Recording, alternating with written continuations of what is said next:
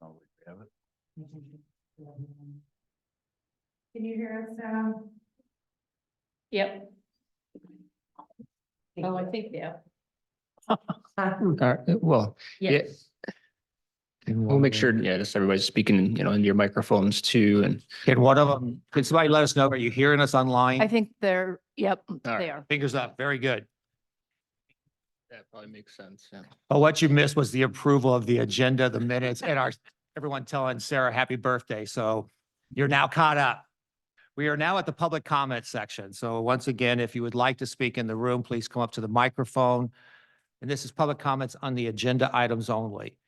If you would like to speak online, just raise your hand and we'll get to you, and keep those comments to 3 minutes or less. And again, with your name and address, we'd appreciate it. Anyone in the room? We have no one in the room. I see Liz online. If you'd like to unmute.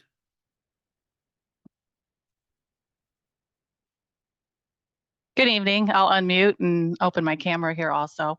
My name's Liz Amundson, and address is 229 Francis, and this is our 18th year in the city of Saugatuck. I wanted to address the occupancy section of the short-term rental proposal that's under review. I believe that a blanket limit to 2 persons per room is an attempt to have a one-size-fits-all proposal. And I don't believe that it's an equitable solution to all homeowners because of the differences in square footage of homes, square footage of bedrooms, number of bathrooms, et cetera. Some of the concerns that I have with 2 people per room, in my case, my target market is families. And say there's a max of 8 and you have 8 persons, including children. What happens to the family of 8 who has a baby and wants the baby to sleep in the room with them, whether it's a crib or pack and play, whatever it may be? Under the proposal, this would be prohibited. What about the family of 8 who practices the family bed? They want their small children to sleep with them. This would be prohibited. In my case, I have a large master bedroom that I have twin beds in. My home typically rents to 2 families and the children sleep in this room. It's a 20 by 20 room, so it's extremely large master bedroom. It's not a 10 by 10 room that houses, multiple bunk beds. Where there's little room for, emergency exit. There's ample room for the beds in there. In doing research, I did find that the state of Michigan does have a legal definition of a bedroom on the books. It can be found under the Michigan Administrative Code R.400.2433. Some of the provisions I believe are outdated, such as item 4, which does not allow members of the opposite sex to occupy the same bedroom. But what it does do, it does provide a useful guide or tool for using square footage for determining single occupancy and multiple occupancy for bedrooms. For the sake of time, I'm just going to read the section 8 that is for multi-occupancy. Let me look here. Multi-occupancy bedroom shall have at least 70 square feet of usable floor space per bed, 65 square feet for existing facilities, with a maximum of 4 beds per bedroom. Usable floor space is defined as floor space under a ceiling of at least 6 feet 6 inches in height, end quote.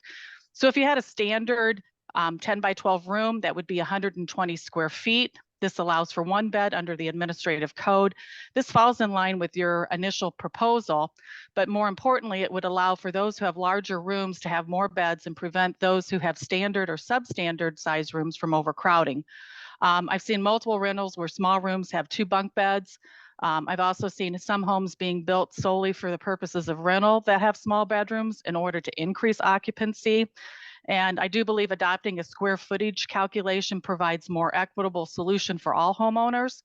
I also think it will help maintain safety. In reading the minutes over the past year, I did did not see this area as a heavy topic of discussion or any concrete proposals reviewed that were documented in minutes, but rather the two-person recommendation came from the fire department. I hope that you would give serious consideration to modifying the proposed method of calculating occupancy, or at minimum provide a method for appeals. Again, the State of Michigan Administrative Code that defines a bedroom can be found at R.400.2433. Thank you for your time. And I'd also like to thank Ryan. He was very helpful in communicating back and forth with me over the last week, and I do appreciate that. Thank you. Thank you, Liz. Appreciate it. Anyone else online that would like to have public comment?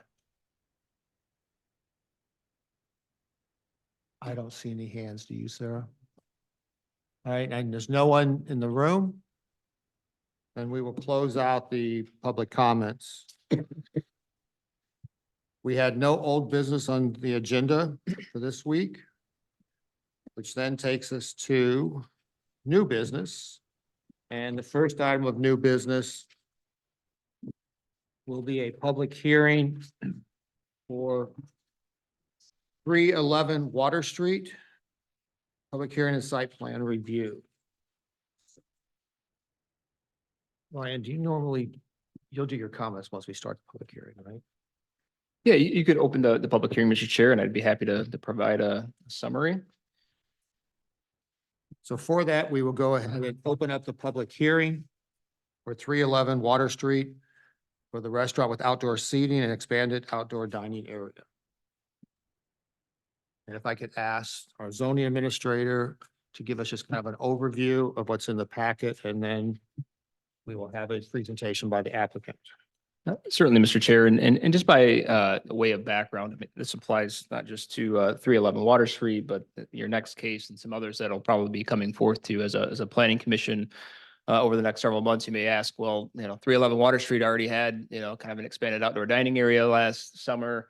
The next case, similar circumstances, it's been in place for a while. And so just by way of background, back in 2015, your zoning ordinance actually, required special land use approval if there was an expansion of the dining area onto public sidewalks or the city right of way. Fast forward to the pandemic that we all lived through, multiple communities, including the city of Saugatuck, moved quite quickly to allow restaurants and others to really expand outdoors. And because of the nature of the pandemic and its emergency nature and the public health concerns, a lot of rules that were on the books were, essentially suspended for a period of time. And there was a lot of flexibility that was offered. As the pandemic is no longer a significant public health concern, a lot of communities are now, kind of returning to the rules that are on the books. And so last year during 2023, we asked the city council if they wanted to kind of continue some flexibility and discretion in allowing temporary approvals for outdoor dining areas. They agreed to do that with the understanding that the zoning ordinance and the police powers ordinances related to expanded outdoor dining areas would be aligned. You did exactly that back in, I believe it was November. Made a recommendation to the council. They approved those updates, and the council's understanding was that after last season, over the winter, businesses, if they wanted to expand dining areas outdoors, would have to comply and get more permanent approvals through zoning, historic district, and then certainly approval of the council to use the public space. So that brings you to a couple of these public hearings tonight as it relates to 311 Water Street. Erhan Kara has submitted a special land use request to have some expanded outdoor dining on the sidewalks, very similar to what he's done in past years. And Mr. Kara, I don't see him on. I know he was aware of this meeting, so I don't see him here tonight, but he submitted an application to you, a site plan where he intends on having the tables and the distance from the street and the sidewalk distances. No major concerns. The Historic District Commission did review this at their last meeting and approve from in accordance with their guidelines. Okay. Thank you, Ryan. Next, we would have a presentation by the applicant, but I Not certain, I don't see anybody in the room with the applicant. Anyone on?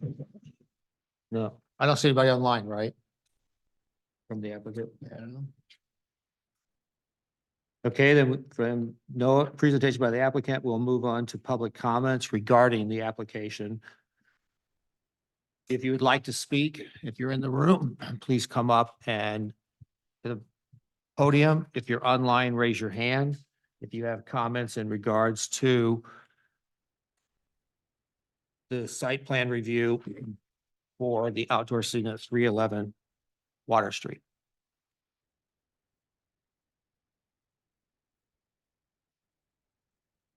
Seeing none in the room and no hands online, we will close public comments regarding it. We didn't have any letters or correspondence from general comments, so therefore we can move on and close the public comment section and then open it up for commissioner deliberation. Thoughts around the room? Pretty straightforward. Seems straightforward. I do, Ryan, can you go through, because I know that there's several of the three items that you kind of had listed that we may want to make our approvals contingent on, like the light fixture specification. Have you received that? We have, Mr. Chair. I don't know that he's proposing any, but, this isn't a particular dining area that's going to be in the street, but if he was proposing any sort of lighting or something like along those lines, maybe for the evening hours, that we would want to make sure and review that. So I can double check with him if this is a condition of your approval, just to make sure that that's covered. Okay. Number two, relates, it's kind of a little bit of a catch-all in case that the fire department has some sort of concern or our city engineer or Department of Public Works with the placement of these tables.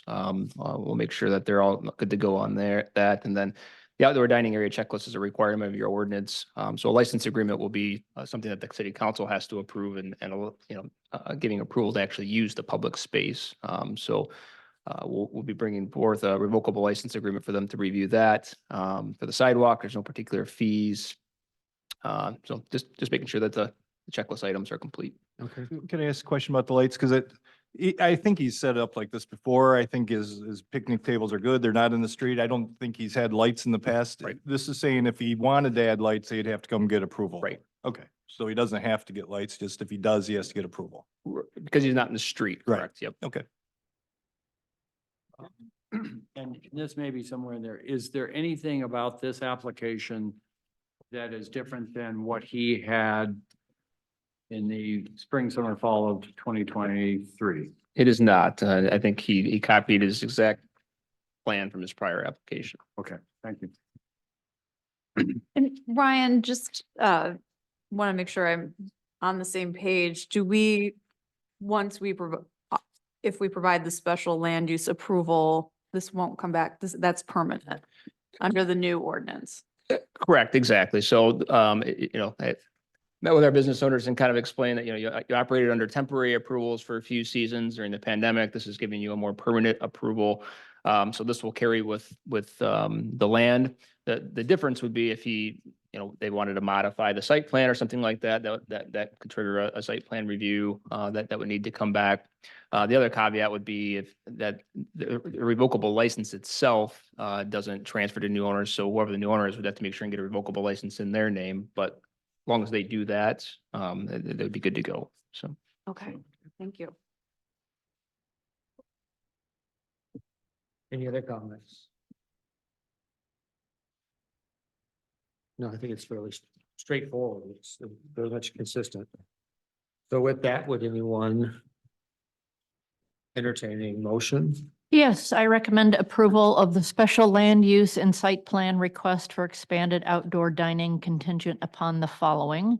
Provide light fixture specification sheets for review and administrative approval if new exterior lighting will be installed.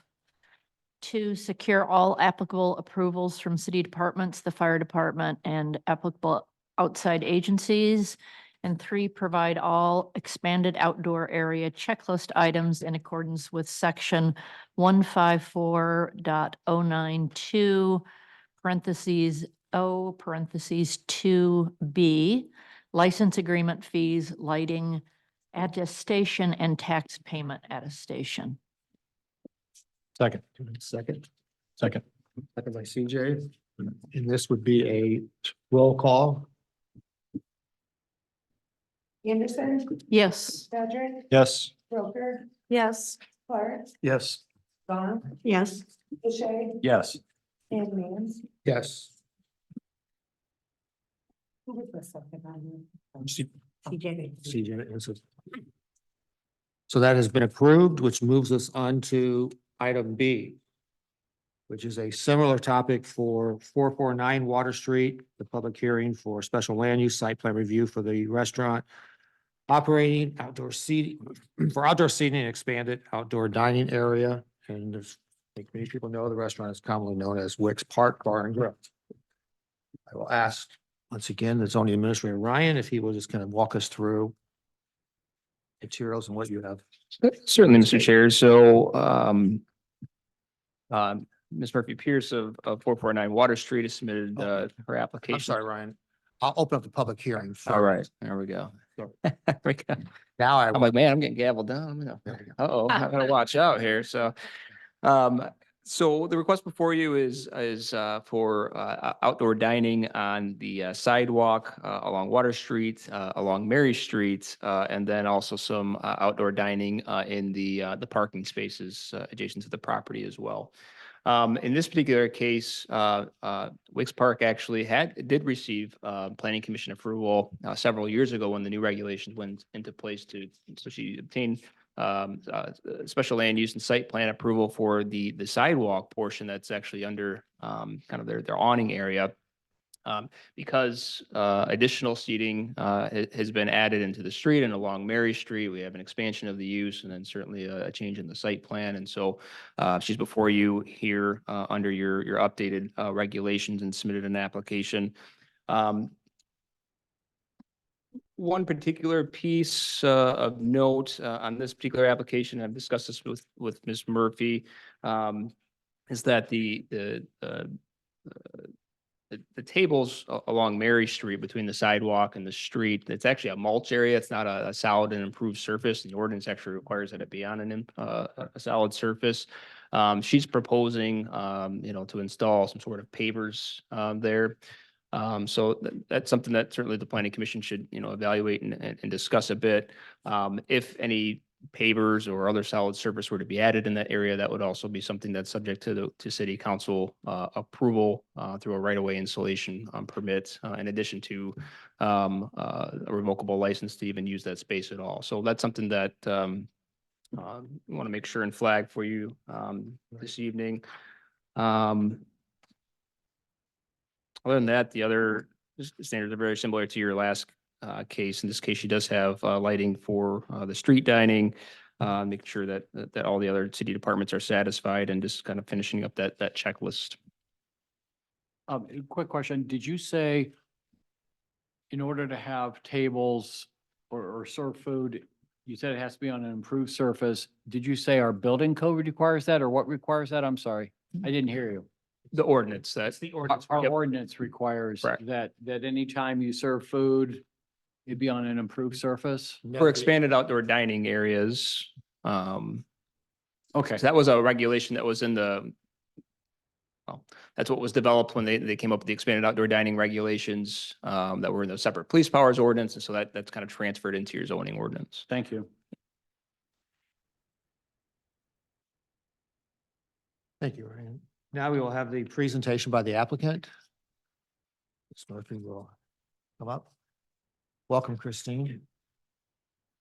Hello, 449 Water Street, Christine Murphy Pierce, Wicks Park Bar and Grill. It's pretty straightforward, not changing anything. Just the red flag or the flag that Ryan brought up in regards to the mulch area. I do put down the mulch every year in both Water Street and Mary Street. Right, or it would just be dirt. It doesn't get maintained by the city. I maintain it right now. So I'm the one that puts the mulch down. So I'm willing to put the pavers down. I've never issued any problems with people falling or the mulch being any kind of an issue. I would be, I mean, I'll do whatever is necessary to have those 3 tables. It's a very nice shaded side over there on Mary Street, and it can accommodate a lot of big parties and a big families over on that side. So the mulch is just a nice way. The water runs through it pretty well. We do get a little flooding down there when we have a downpour of water on that end of town. But other than that, the lights will be the same, the picnic tables will be the same. It is a very strange corner. There's like a divot in the sidewalk that has yellow on it, and one parking spot isn't a parking spot, but then it starts a parking spot. So it's a little tricky area, but I'm just going to do the exact same thing that I did last year, minus whatever happens with the tables on Mary Street with the mulch area. Very good. But if city council approves, you're okay with adding pavers? Yeah, that would be fine. Would it actually be easier?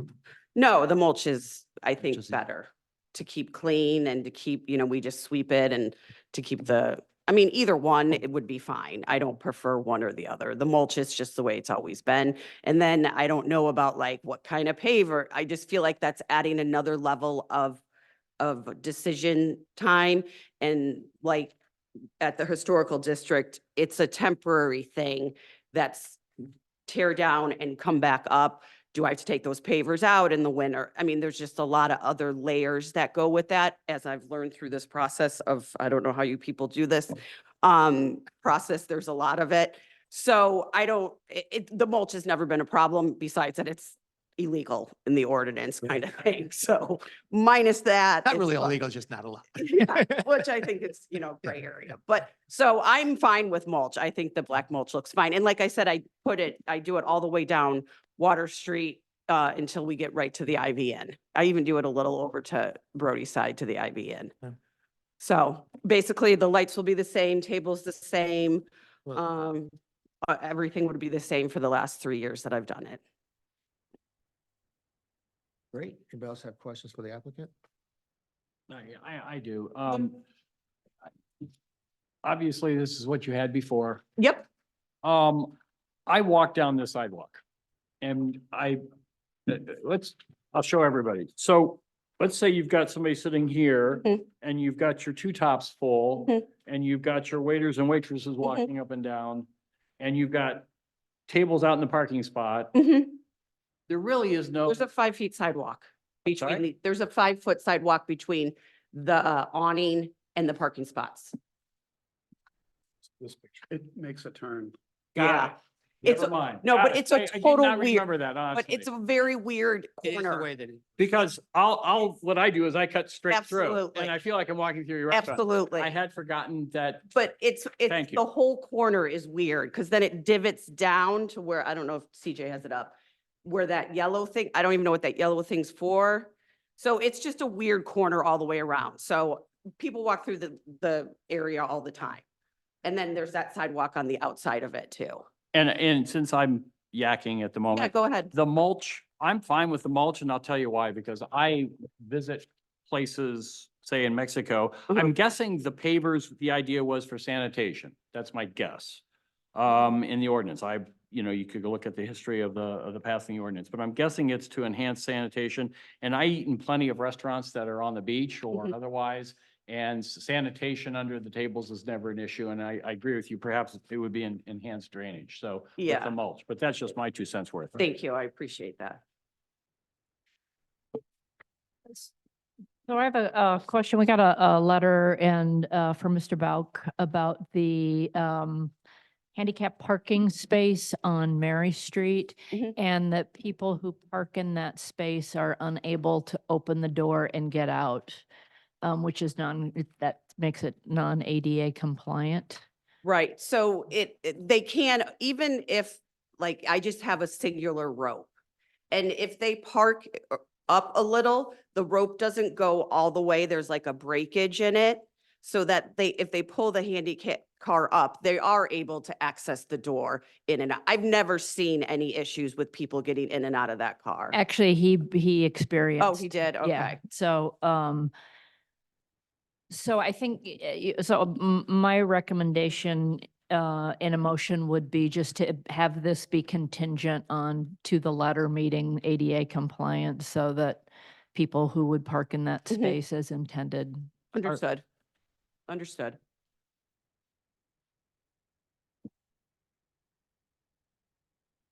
Anything else for the applicant? Not? Thanks, Christine. Thank you. We will move on to public comments regarding the application. If you're in the room, would like to make a comment, please come up to the podium. If you're online, please raise your hand.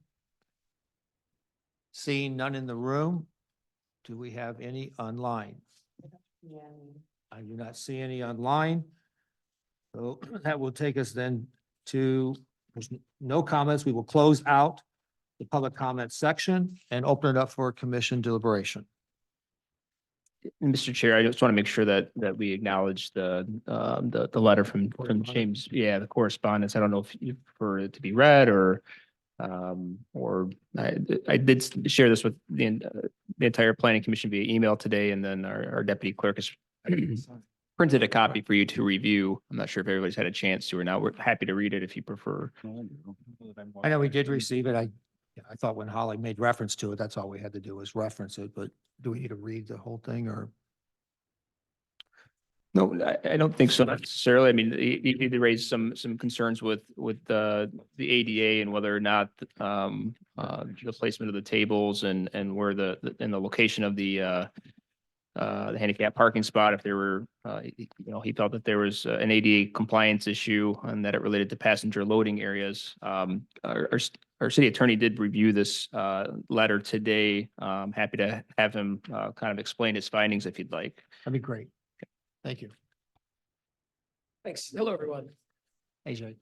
So there's, I think, kind of two sets of concerns raised in the letter. There's concerns relating to the standards in the ordinance concerning basically interference with the operation of car doors and the, flow of pedestrian and vehicular traffic. And then there's also this concern related to passenger loading zones under the ADA.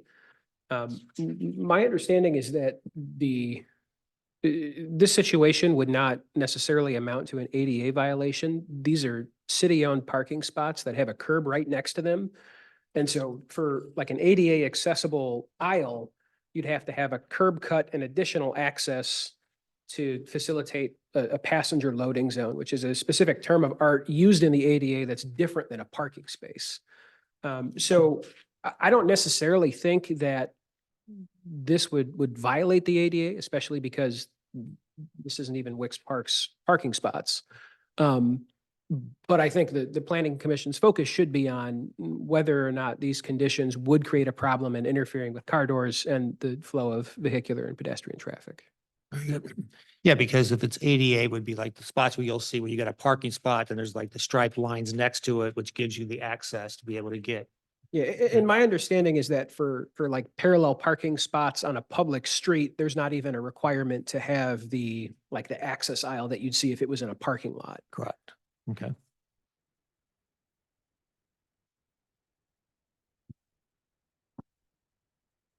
So Jake, if you were gonna address that so that, because we have heard issues that people, and especially, I mean, in this case, people who did have disabilities, so, but I get your point there. But just regular folks said that they could get out of their cars. How would you, I mean, how would you word, or how would you phrase that? So I mean, I think it's kind of up to the planning commission, but making the approval contingent on, whatever is on Mary Street, not interfering with, people getting in and out of cars, car doors opening, something along those lines. If the planning commission understands the situation well enough to, say there's a certain amount of inches that the outdoor dining facilities should be set back from those parking spaces, I think that would be appropriate. I don't really, that's a little bit out of my wheelhouse. I can't tell you what an appropriate number is.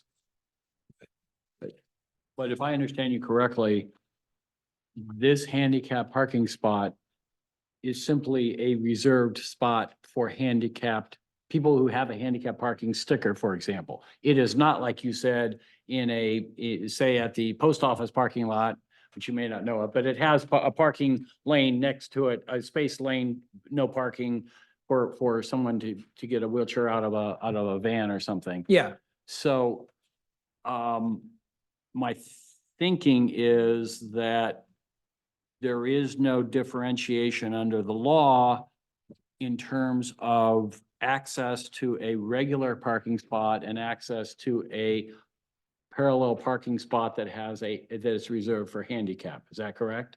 yeah, I mean, at least in this application, I would agree with that. So in other words, whatever we do, whatever we were to say or not say would apply to all the parking spots on Mary Street. There's nothing special about this handicapper spot, reserved spot, in terms of differentiating between the regular parking spots elsewhere on Mary Street, correct? Yeah, I agree.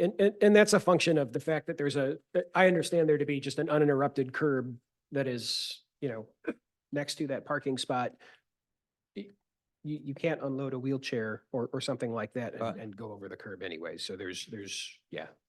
But when you go across the country and there are handicap reserved parking spots, there are uninterrupted curbs. I mean, it's Right, just, exactly. there's nothing requiring that the curb be, as Yeah, you well, said, cut away so that someone could Yeah, it access. depends on like what kind of parking facility is and the layout of it, but on a parallel street like this, no, there's no, to my knowledge, there aren't any special ADA requirements that It would is require simply a this to be spot treated reserved for differently than the people who other have it. spots. I'm sorry, it's simply a spot reserved for folks who have a handicap license plate or sticker in their car. Correct. Correct. Thank you.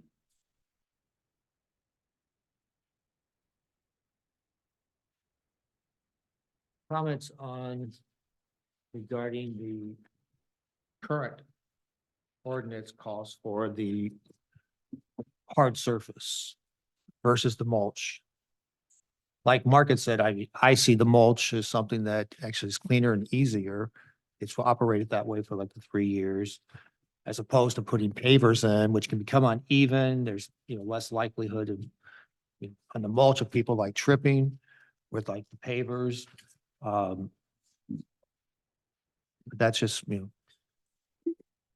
Practically speaking, I agree. However, it appears to me the ordinance is pretty cut and dry that requires a hard surface. So I don't know, is it even in our purview to circumvent the ordinance as it's written? Well, no, I mean, you certainly can't grant a variance. I think, I think this is the first time this issue has come up, and I don't know how the planning commission views a fully improved surface of concrete, paver, brick, or other solid material. Perhaps maybe you view, mulch, compacted to a certain point, a solid material that'd be fine for an outdoor dining area or something along those lines.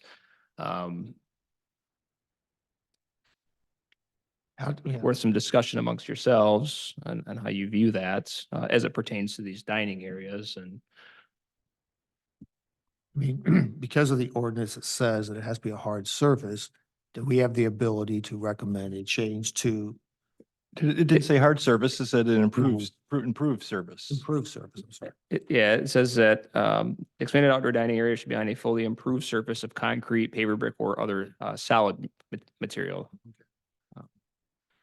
A compaction level, I'm in the middle of a concrete issue, so it has to have it compacted to a certain level to make it solid. You don't want a big mud pile of mulch, which it never has been, but I think the mulch would work, but if we give some, I don't know, commentary to it. I mean, the mulch has worked. I'm sure if the applicant was up, we were asking Christine, it's really have never been an issue in the last 3 years. No, and I mean, am I allowed to talk? Yeah, I'll go ahead. But you should come to the mic so that people at Yeah. home can hear you. Sure. think I know how to do this by now. I just think that if I have to put the pavers down, that's just another level of it. I don't think it's going to be an improvement to the surface by any means. it's a wacky corner. And then pour concrete. I can't even imagine that task. Of course, I'll make it happen, but I think the mulch is pretty compacted there.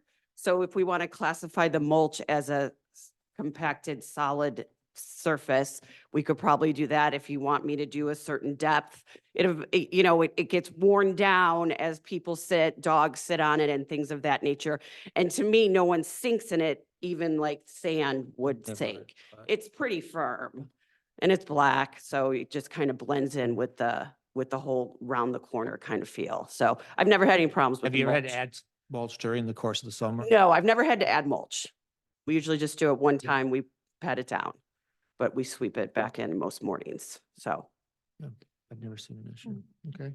Christine, while Yeah. while we have you up Yeah, here, sure. just, going back to the parking spot, I just had a question, just because you're up here at the Yeah, at the go ahead. mic. So I just was looking at a picture of Yep. Mary Street. So am I understanding that there's some kind of rope barrier that behind the picnic table? Yeah, so on Mary Street, there's a Okay. rope barrier. But Okay. that was originally for the MLCC requirements. They do not require that anymore. So if, Ah. it's just kind of keep everybody in and safe to some kind of, it is a street. So it just feels like this is the area you're dining in. Please stay in this area kind of thing. I see. And I have seen handicapped people when they just pull up on the corner, they'll get their scooter out or their whatever they need to get it to be accessible. I'm probably the one restaurant that's probably very handicap accessible just because it's all a ranch. So it's all one surface, you just Mm. come in and come out. So But you're no longer required to have the. you rope are not barriers. required to have the I rope. see. Okay, Mhm. okay. Well, per our ordinance, they would need to have. Yes, then that's another Oh. layer. Yeah, there's a lot of I see. people The involved. Ordinance requires. Yeah. the rope. Ordinance now requires. it Yes, because we a do barrier. require that it has to have the barrier. I see. Let's- Okay. Mhm. So is it the doors sort of bump up against the rope or the barrier? Yeah, the rope is just like your, thick boat rope kind of Mhm. thing. Yeah, I would imagine doors open on it, but like I said, I haven't really witnessed anything really. So just to clarify, I think the intent with the barrier is for the street. It's not necessarily for sidewalk dining. Okay. Yeah, Um, that's true. That's because it is on the street side. Right, so so it's meant for more of dining within the parking spaces, having a defined barrier and space, but There's a Water Street still picture think that that shows it's- the rope in the barrels. Right. I still think it's a good idea to have it a roping, so they could have Yeah. separates the part. I mean, there's a lot of children. So is there a way to configure it though, so that people can Yes, I will open their do, door? absolutely. I would Okay. do my absolute best to always Because I get accommodate what everybody. the attorney said, but it's sort of poor form to have a handicap parking space that handicapped people can't get out of. And so, I get your point too, but if there's a way to work it so that people can open that door and get Yeah, of out. course. I would always make sure that people felt comfortable getting in and out of their cars. Absolutely. In your recommendation, Ryan, you say demonstrate the compliant placement of electrical cords. Is there Thank an you, issue? Christine. Oh, can I? Yeah, you're good. So I was like, well, has there been got something that Dave flagged. I think it's just They- because they have the yeah. outdoor lighting, that goes into the parking, so you have to have. Okay. a cord that goes It's- over to connect the lights. They have the trip hazard or whatever to protect those. I don't remember there being any issues with it, but ensure. Never that- been an issue, but it runs out there and it's taped down. Okay. All right. Is that accurate, Dave, from what you recall when you were reviewing that in your flag of that? Yes, that's correct. I think the intent of the ordinance was to avoid the trip hazard, so cords could go underground or up in the air. So I think the trip hazard was the main concern in the ordinance. Plug in on the awning. They plug it on the awning. Yeah, they're not even on. They're on the awning. Yeah, they're plugging on. Sounds Thank you, good. Christine. So for future applicants, if they show that in their site plan, then they wouldn't have to be an exception or some recommendation we have to add to? Yeah, okay, Yeah, if it's real clear to us Yep. that, yeah. good. Yeah. Future applicants. Yeah. And again, maybe I've missed the detail on this, but under the comment about back to pavers, it says the surface improvements must be approved by the city council. Why is that? if we were to approve the site plan, why does the surface improvement have to be approved by city council? Because it's their property, it's the city's property, so, Oh, you know, that's- adding pavers to the That's city's. if we're doing pavers. Right. If we approve it with the way considering mulch as a hard surface, then it Okay. would not. But if we That was my approve it, dumb moment. Thank and you. I No, don't it's want to alright. be difficult about this sincerely, but if we approve it with mulch, then that's an exception to the ordinance, right? No, because the ordinance is stating that it's just a solid surface. Yes, in my mind, it is I don't believe we Not- can approve it with mulch. Unfortunately, I don't believe we can. I agree with that. Could the city council approve it then under? Or It I doesn't guess have to they're go to approving ZBA. it. It wouldn't have to go to the I believe ZBA. that's ZBA. by The ZBA. Yeah. Mhm.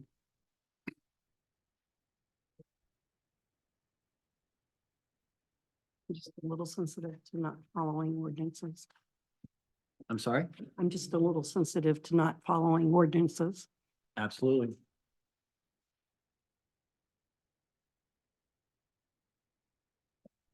Ryan, where is, again, the language for in front of where I read It's on, I think, page 46 in the 46, packet. yeah.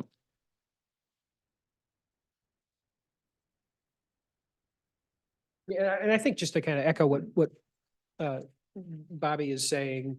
So the language there says expanded outdoor dining area shall be on a fully improved surface of concrete, paver, brick, or other solid material. No carpeting or ground coverings of any kind are permitted. So the only way that the planning commission can permit mulch is if it basically construes the ordinance that language could include mulch.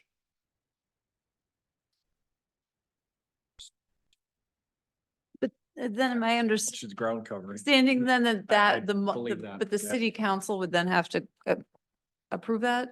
So the city council has to approve the pavers because it's city-owned property. You Right. can't install something in the city right of way without the council's approval. Right, but I guess if we're saying that the mulch is an improvement when it's added every year, no, we're not saying that, I guess. Mulch is, well, the city council actually just updated their ordinances related to right-of-way installations, but mulch is seen as a de minimis, you know, product and is something that Okay. doesn't require a separate permit or Okay. approval.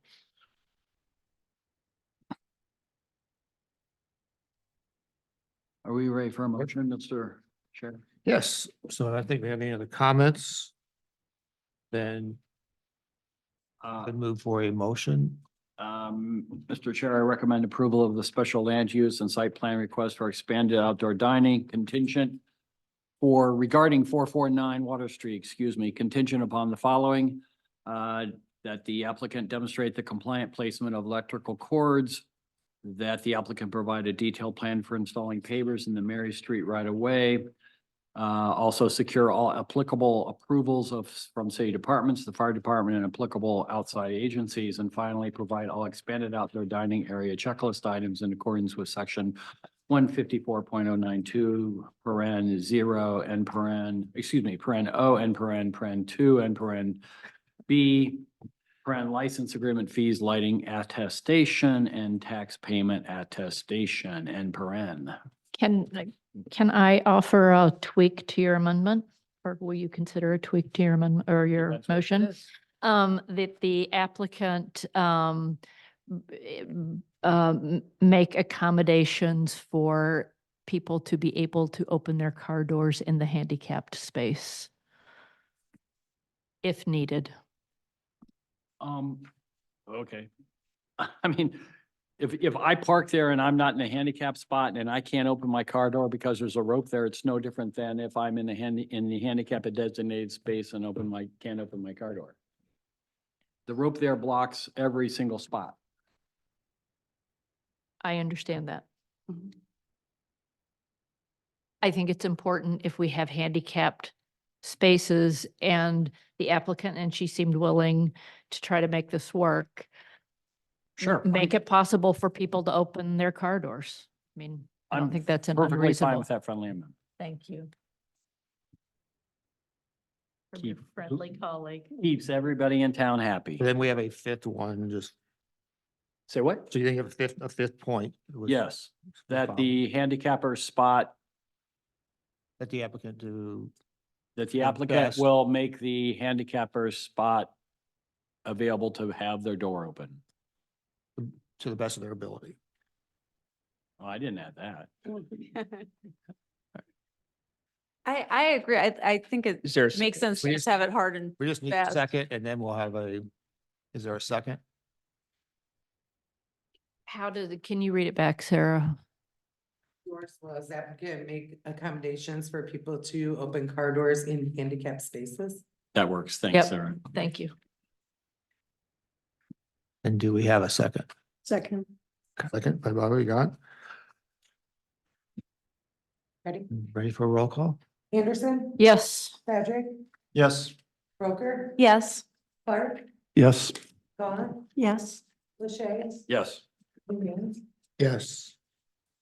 Then we will close the public hearing and the application has been approved, subject to those 5 conditions. Thank you. Thank you, Christie. Thank And good luck. We love that restaurant. Next item.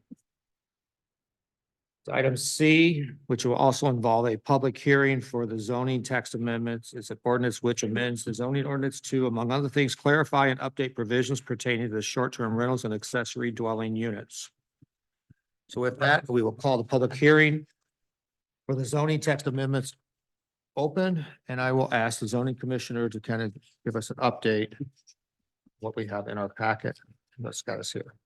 Thank you, Mr. Chair. And since this is a public hearing, I'll probably go in a little bit more depth just to kind of cover what's before you this evening, and we'll explain some maybe some tweaks that the staff is maybe proposing that are maybe a little different from your packet. So as you're all aware, the city formed a short-term rental task force early in 2023, and that group met for several months studying short-term rentals and opportunities and concerns. And at the end of that process, prepared a report with several recommendations. That report was formally presented to both you and the city council.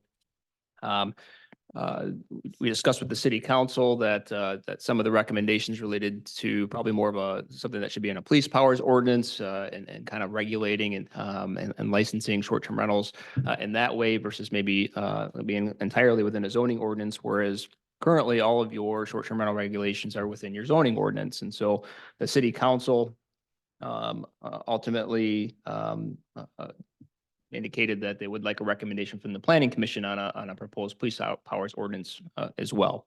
So over the last several meetings, you've taken a look at the task force recommendations and discussed them in detail. And essentially, a police powers ordinance to license short-term rentals has been developed and will be discussed as your next agenda item.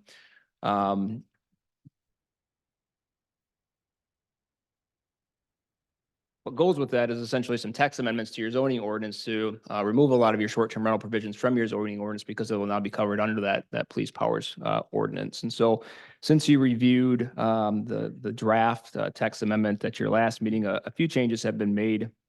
There was further clarification of where first floor and upper floor units may front. This relates to short-term rentals and more of your commercial districts, city center, Water Street East, Water Street South, Water Street North. Clarification of accessory dwelling units, access in a detached accessory building, and then removal of interior access prohibition for attached accessory dwelling units. And the reason why I'm talking about accessory dwelling units is because we found some other provisions that and issues that have come up, especially as it relates to maybe short-term renting of ADUs, and then some other cleanup that probably we felt was probably appropriate for this process. So just to kind of go through and highlight some of the changes that are in the proposed text amendment. The 3-year licensing certificate requirement will be for short-term rentals will be removed from your zoning ordinance because there will be a separate police powers ordinance requiring annual licensing if that's ultimately your recommendation.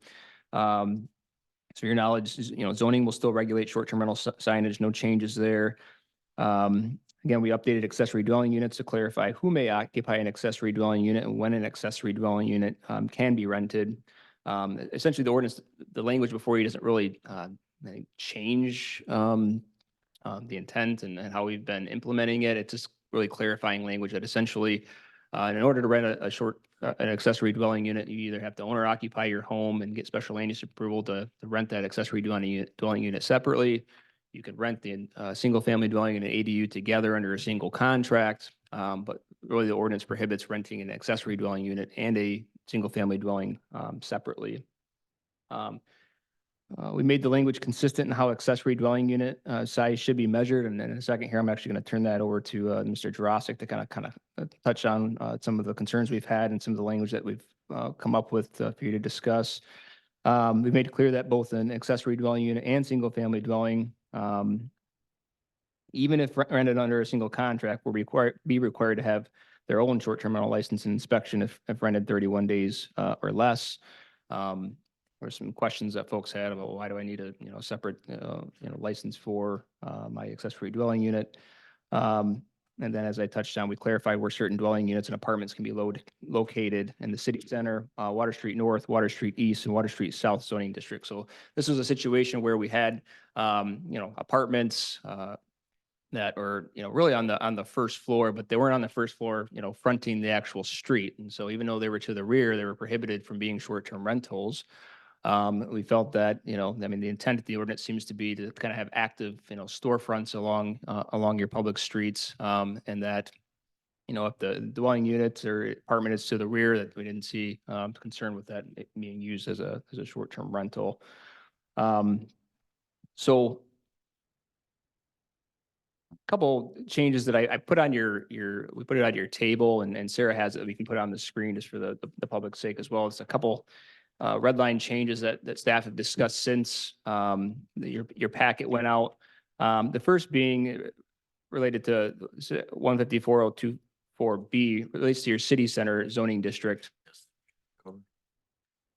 And the language that was there before, it read kind of in an interesting way, talking about single family, two family, and multiple family dwellings on the first or upper floors. And we kind of had some debate about, well, can you really have a second, a single family or a two family on an upper floor?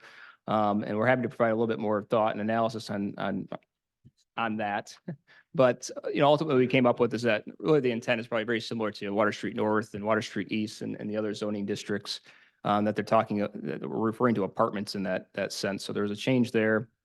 And then section 8, we added deleting or suggesting that you add a condition of approval if you choose to approve tonight, to delete the definition of rental occupancy certificate from the zoning ordinance, as there wouldn't be such a thing anymore. If the text amendment goes through, everything would be handled as it relates to short-term rental licensing under a separate police powers ordinance.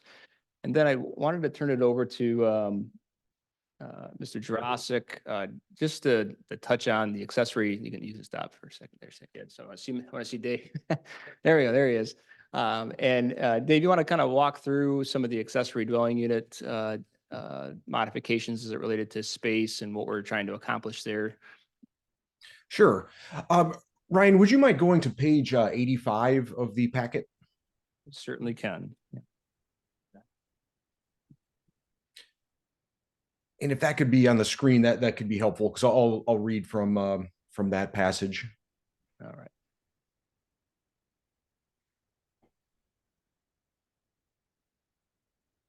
Yep, that's it right there. So paragraph 3 is the first addition. So the last sentence of paragraph 3 was added in this last version of the ordinance. And so what the last sentence intends to do is to address the situations where there is a detached accessory building with a portion of it as storage or studio space, and then the attached portion of that accessory building being an accessory dwelling unit. So if you recall, we had this conversation during the 245 Spear special land use application, and Ryan and I have also dealt with this in another zoning permit review as well. During 245 Spear, the condition based on the Planning Commission's deliberation was that there actually had to be a physical wall between the square footage allocated to the ADU and the studio space. And so this could be a scenario that we'll see again, most likely. So, and the question was, should we put in the ordinance the restriction that the space needs to be blocked off by a wall and with no internal connectivity whatsoever within these detached accessory buildings? So the sentence here says, in case of an accessory dwelling unit attached to or incorporated with a detached accessory building intended for other purposes, such as studio, shop, or storage space, there shall be no internal access and connection to the additional floor area intended for the other purpose if the result of the connection would exceed the maximum gross finished floor area required for the ADU. So essentially what that does is it puts into law the condition that you added on to 245 Spear was that it needed to be physically separated by a wall rather than a locked door. Now, since the packet went out, the next step of the conversation that Ryan and Jacob and I had was concerning the case of an ADU above garage space. So what this doesn't consider is the situation of a carriage house or converted space above a garage or studio. And now in this case, that second floor could be accessed by an external staircase or an internal staircase. So if we have the situation of a carriage house with an internal staircase, there has to be a connection for someone to get from that first floor to the second floor. So that would be in conflict with this last sentence that we added into paragraph 3. So we wanted the Planning Commission to consider that scenario as well as any other that you might also contemplate. If we wanted to address the carriage house situation, what we could do is add a statement that says, in the case of an accessory dwelling unit on an upper floor over a garage or storage area, such as a carriage house, access may be taken from an exterior staircase or an internal connected staircase through the garage or storage area. Now, we could either leave it like that and just say that, yes, in these cases, there's not much we can do. We have to allow somebody to walk up from the staircase into that second floor. We can't require a wall at that point. Otherwise, we are just saying it's got to be external access. So we could make that statement then, but then we would need to determine what else we need to say. And we could say that if it's internally connected, the upstairs space has to be designed completely independent from the first floor square footage if the result of the connection would put them over the maximum square footage.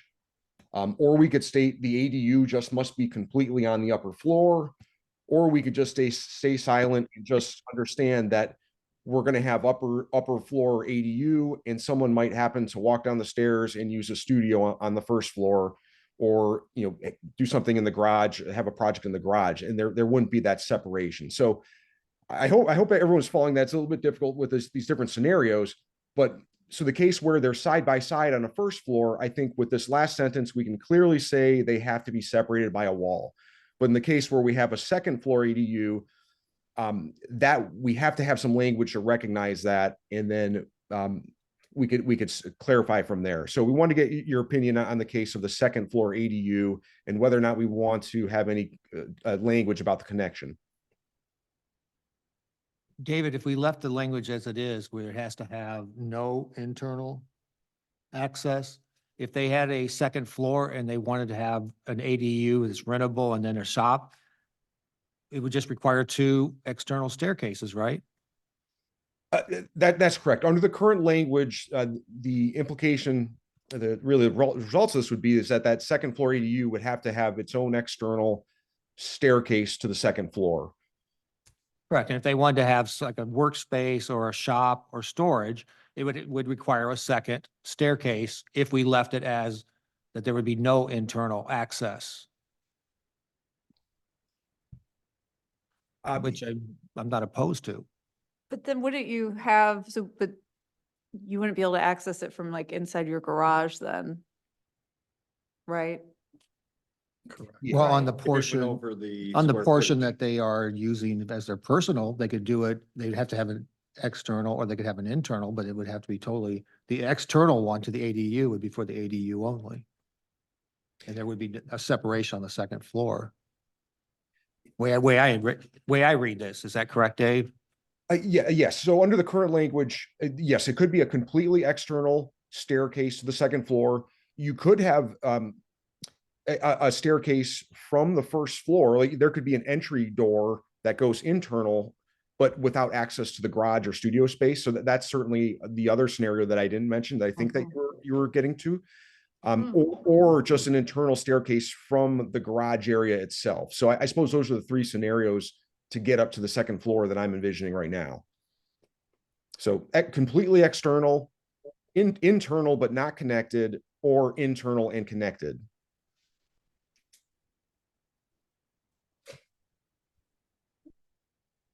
Just one quick point, David, I suppose we could make this work either way. I say this because my neighbor has an ADU and it's actually beneath the home. So it's at ground level.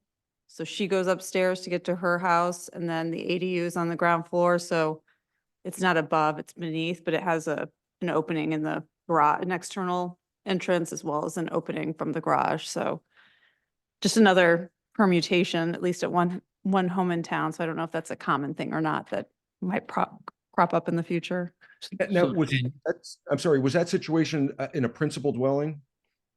Yes. Okay, And- and that's actually what we'll address in the following paragraph, in paragraph 8. Well, but the rental unit is below. I guess my point is just we have a lot of we might have even different configurations with our homes in town that we're not Yes. thinking about. But So- it's not above, it's below. Yes, correct. So in paragraph 8 there, it says that an accessory dwelling unit attached to a single family dwelling shall have a separate entry from the exterior of the single family dwelling. Right. So it can have an internal as well. Yes. And now, so what is missing there is something that we struck from the current ordinance that said, and shall not have interior access to the single family. Okay. dwelling." So, yes, this is saying that number 8 here, if it's attached to the principal dwelling, you have to have an exterior entry so that your tenant doesn't always have to walk through the principal space.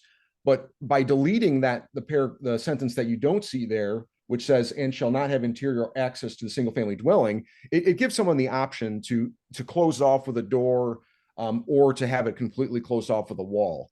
And now, in the first case, for the detached accessory building, we want that connection to not be there because there could be the situation where you're cheating square footage and you're essentially having two dwellings, principal dwellings on a lot.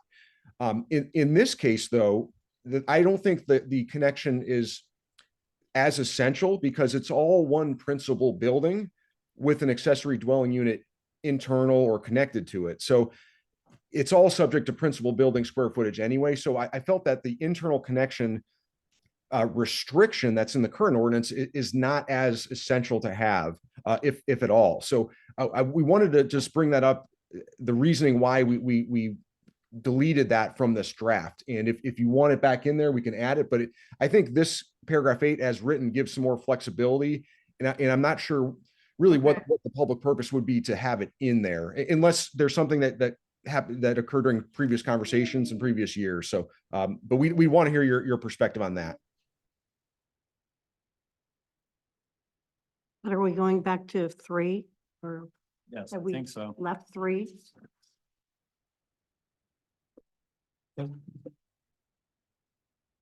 Dave, is the draft that we are looking at on page 85, is that the revised draft or is it what's been handed to us?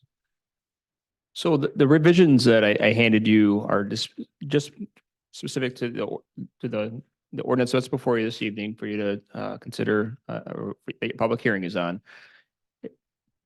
The proposed changes from staff that I handed you are just for section 4 and section 8.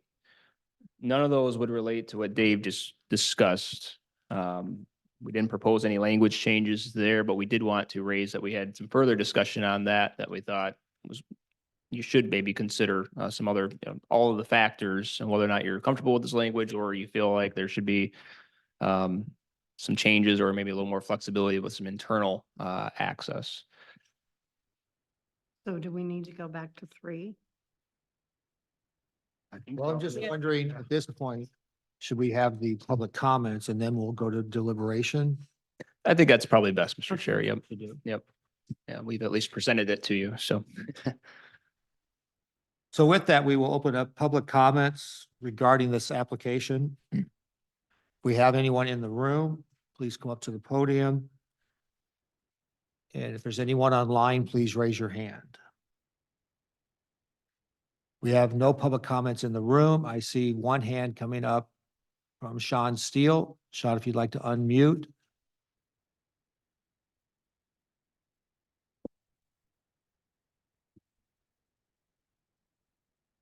Sean, are you there?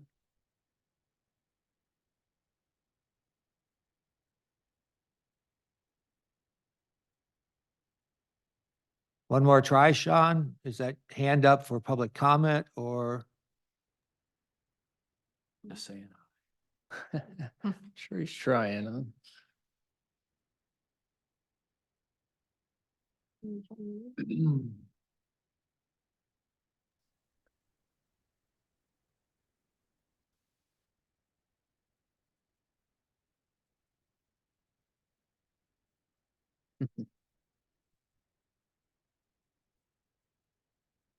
All right. Oh, there. Is that him? Maybe he froze up or something, he went away. Maybe I'll try Oh, to no, come here back he in. is. No, it's- All right. Claire, are you able to unmute him? There's Sean down there. Sean, if you would like to make a public comment, put your hand, I see you're logged back in, so if you could, Oh, it looks let like us his- know if you still do, and you can raise your hand. I see your hand's now up. Can you unmute yourself? Can you try to unmute? We're trying to unmute from this end, but it's showing that you have it muted. Gotta love technology.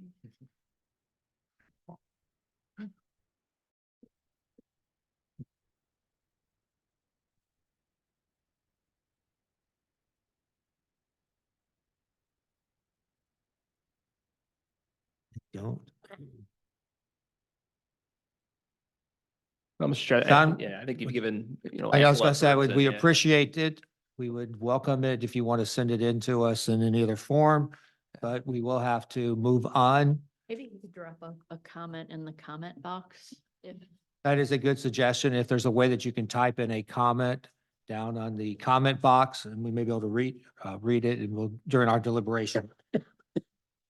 But seeing no other hands, we will now close the public comment section with no comments being made regarding this application. Now we will open it up for commission deliberation.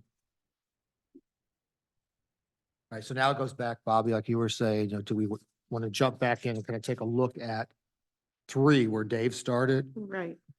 And are we comfortable with the language in there, or do we think that we need to amend it regarding the no internal access? So I thought we went round and round on this with the measurement and the sizing, and we came up with the ruling of making it a solid wall. Dave's point of the carriage house, the over-under, I think is an interesting one, and there are a few different options. It's, you mentioned, just leave the exterior only. But the interior, if they walled it off, would be essentially the same in my mind.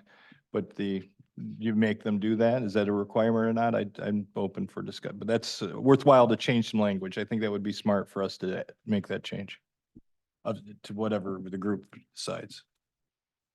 Just for clarification, for me, if I'm reading it as currently proposed, if the addition, if there's an internal staircase and it does not, that internal staircase does not bounce it over the maximum gross finished floor area allowed, then that internal staircase is okay.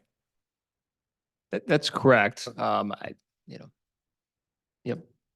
Okay, so it's not a matter of we don't want people to convert a studio to extra bedrooms. It's that, which was the issue on Spear. It's that so long as the staircase doesn't bounce it over the maximum, then it's okay to have an internal staircase. That doesn't seem to serve the purpose we were trying to serve. And separately, the other comment I have is, in the dead of winter, an external staircase is not safe. Right. Yeah. It just isn't. I mean, whether it be metal or, wrought iron or wood or whatever, external staircases just aren't safe for a good chunk of the year here in Saugatuck. So, But I guess go ahead. I'm wondering if maybe Dave can answer this, but I was under the impression, Dave, you were talking about if somebody had a large enough, like carriage house, Right. where they wanted to have part of it as an ADU and then a separate part is their shop or workshop, would we allow them to have access through the ADU to get to the shop and workshop and vice versa? Wasn't that the point that you were raising, Dave?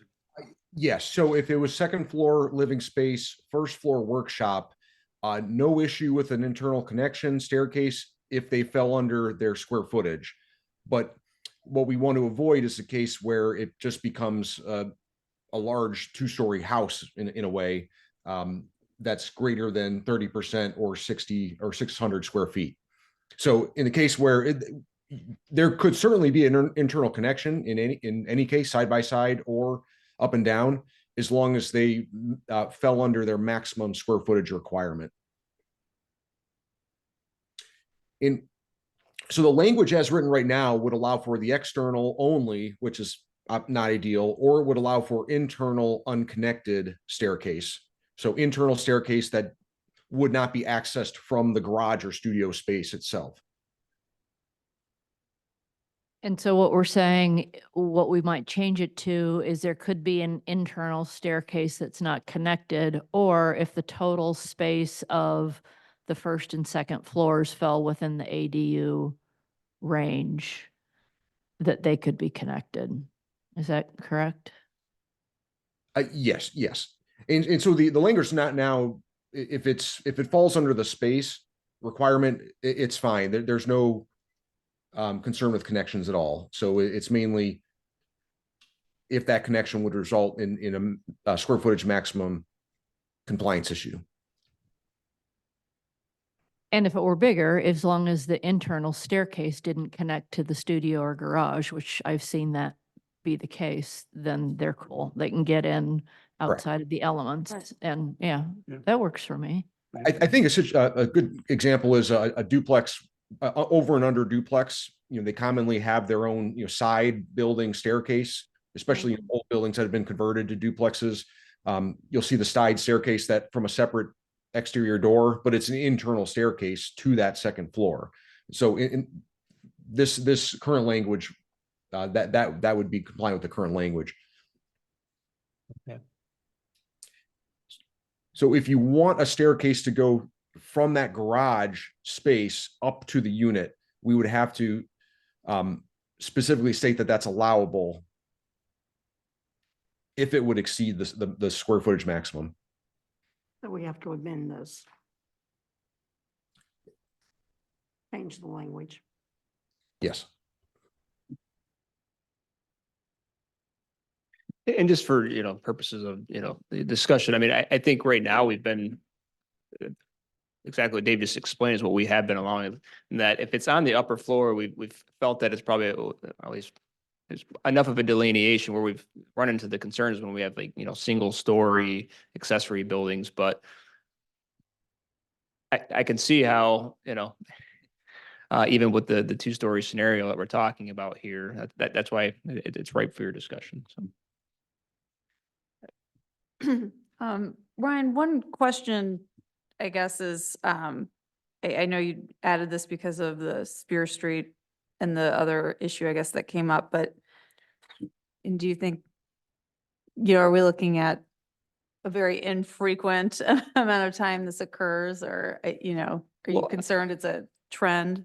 I would say actually the more common scenario that you're actually seeing are these accessory dwelling units above garages and other space. I mean, those are actually, coming up quite frequently. So what you're okay with or feel is the best way to make sure that space is delineated and just for an accessory dwelling unit, and we're not having folks, like Dave said, essentially building an entirely separate single family dwelling on a lot that already has one. We Within the memory of virtually everybody on the commission, we approved such a dwelling accessory ADU on Maple Street. Mhm. And on the corner of, anybody who drives on the corner of Allegan, I believe the house faces Allegan and Maple. Mhm. They're currently building a garage with an ADU above it. Maybe a mother-in-law suite, who knows? But it has a internal separate entrance being built right next to the garage door. So that's happening all over town. Yeah, there was just another one built at Lucy in Holland as well. Right. So we're considering that stairwell because it's enclosed to be internal, even though it's, because that stairwell that they're building is really an external that they've just kind of enclosed. I don't believe it's inside that first floor. You know what, the one at Maple and, Maple and Allegan, if I was, If, I didn't read, yeah, those were if planned you look before my at, time. if you so. look at the building, it is a square up and down. It is not a stairway that's enclosed that sticks out. It is, everyone I can think of, it is a 4 square building. right, And the garage door, let's say, is here. And then instead of, often a house will have a garage door, a door that will go into your garage separate. Instead, it goes into that the becomes a stairwell. stairway. Right, but the stairwell is for the ADU only. They can't go through that door and get into the garage. Well, as far as I know, yes, that's correct. That's my understanding too. So that would still be no internal access then.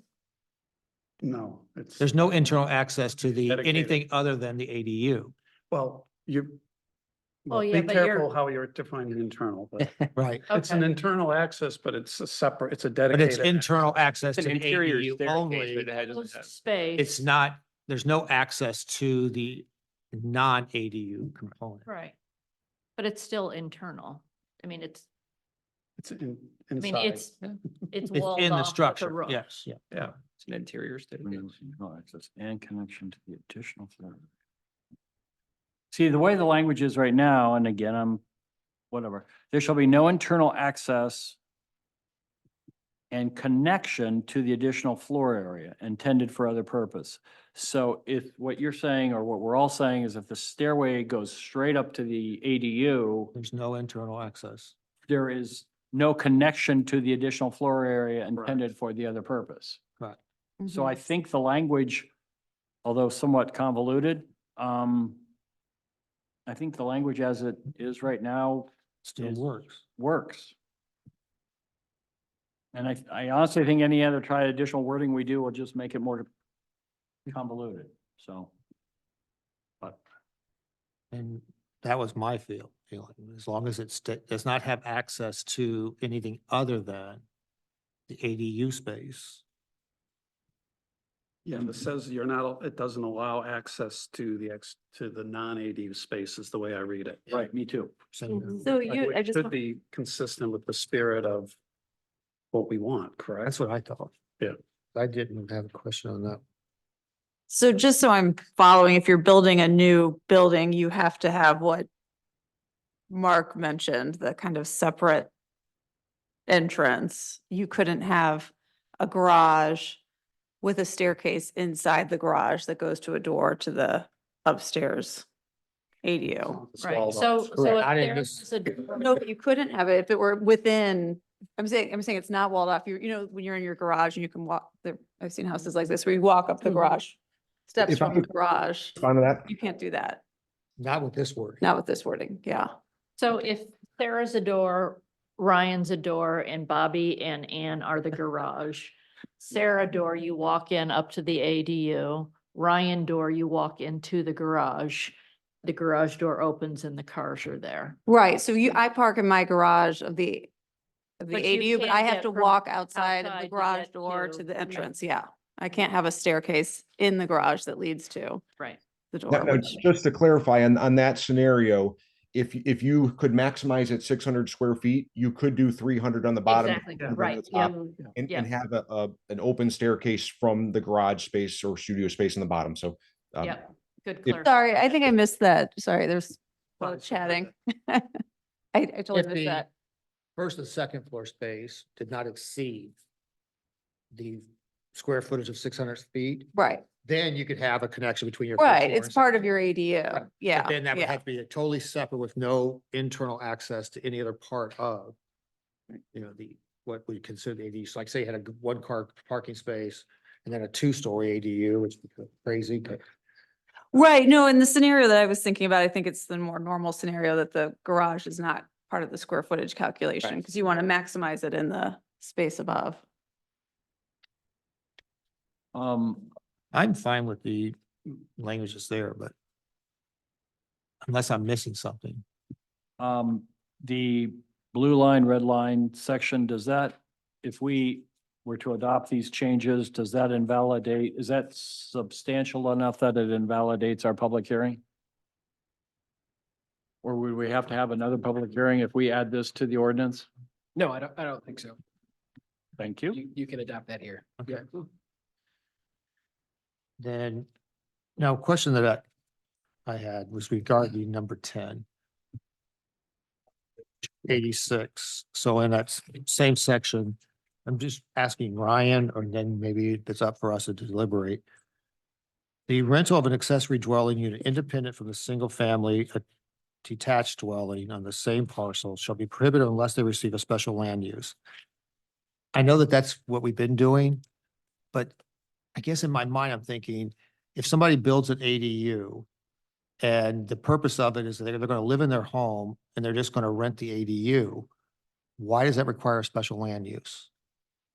Well, If anything, I want to try to encourage people to live in their home Mhm. and be able to generate income if they so choose by having an ADU. Then why do they have to go through a special land use to be able to rent the ADU component of their property?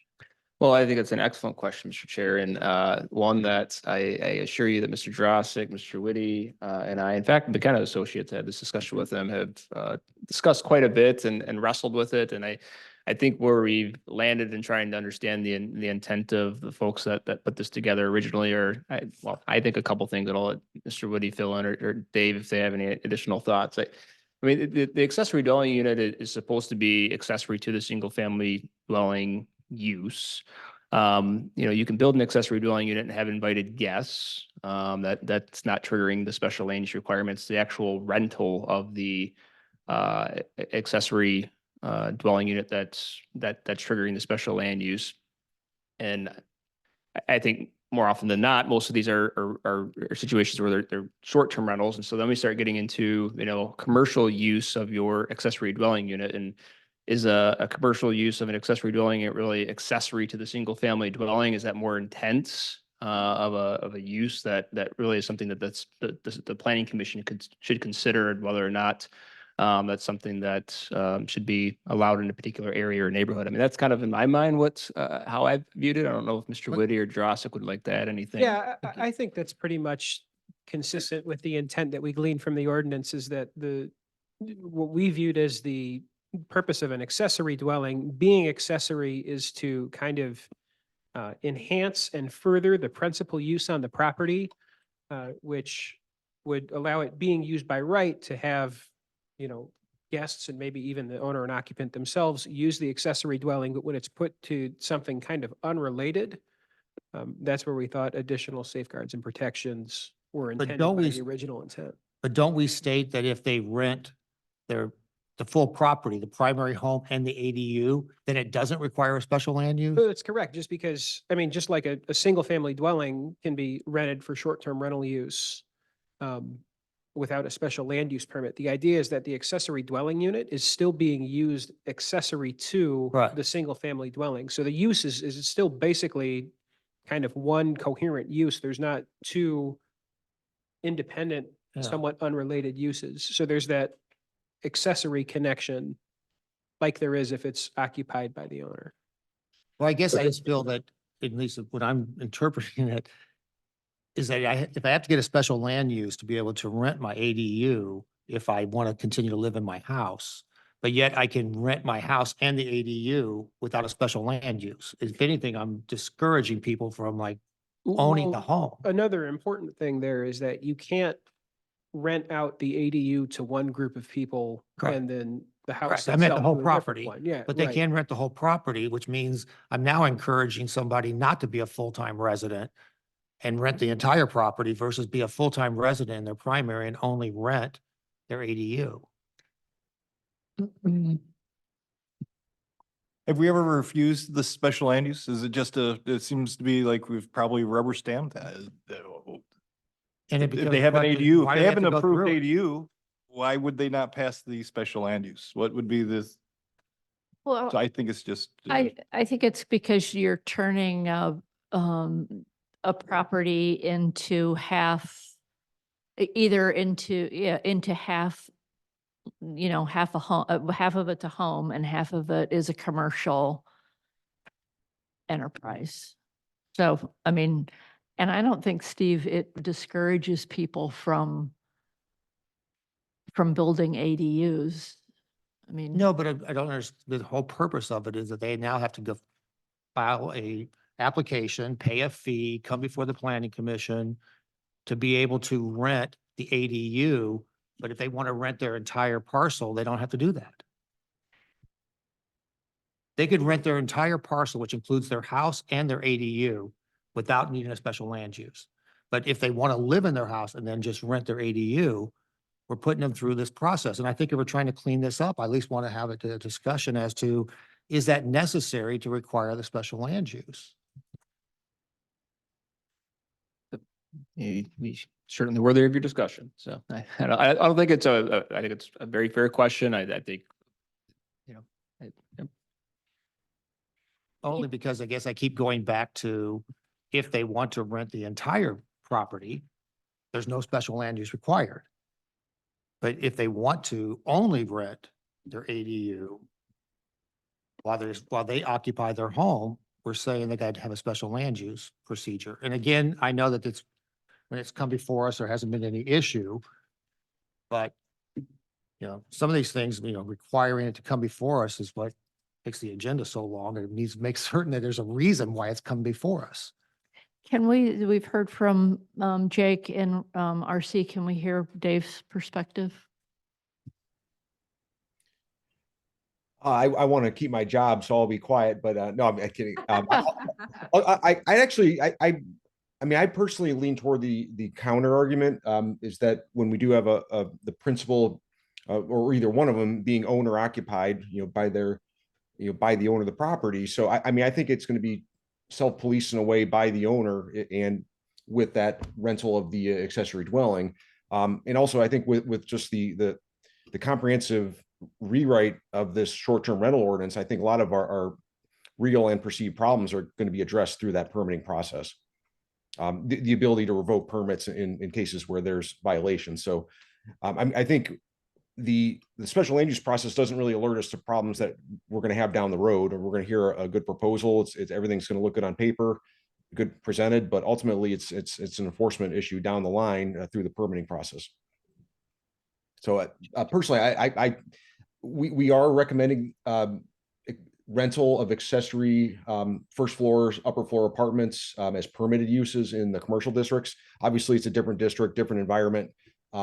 But I mean, I think you certainly have a good argument to go either way on special or permitted in this case. But I don't think there's a wrong answer. I think it's just what you're most comfortable doing. I don't have the special land use permit ordinance memorized. Does it provide us jumping through the hoops of the permitting of a special land use? Does it provide the city with additional protections that versus if we simply remove this? Are there requirements, safeguards that are in place for an ADU that otherwise would go away if we were to eliminate section 10? I think you certainly have the discretionary review authority through the special land use process. But I think a lot of these cases, the ADU will already be there, and it's less of a design conversation. It's more of a use of an already existing or permitted ADU. So, but yes, I mean, you do have much more of a discretionary review authority with this noted as a special land use. And then there's also supplemental special land use standards in section 3, which would be still page 86 of the packet there. And there's not much there. It's just saying that currently if an ADU is being rented and there's a single family dwelling, that single family dwelling has to be owner occupied. And that you can't be renting out that dwelling separately. So if we got rid of this restriction, how could somebody kind of game it to disrupt neighborhoods? Or I mean, how could it be someone with, who wanted to do something we probably don't want them to do? I mean, how could they game it? Could they?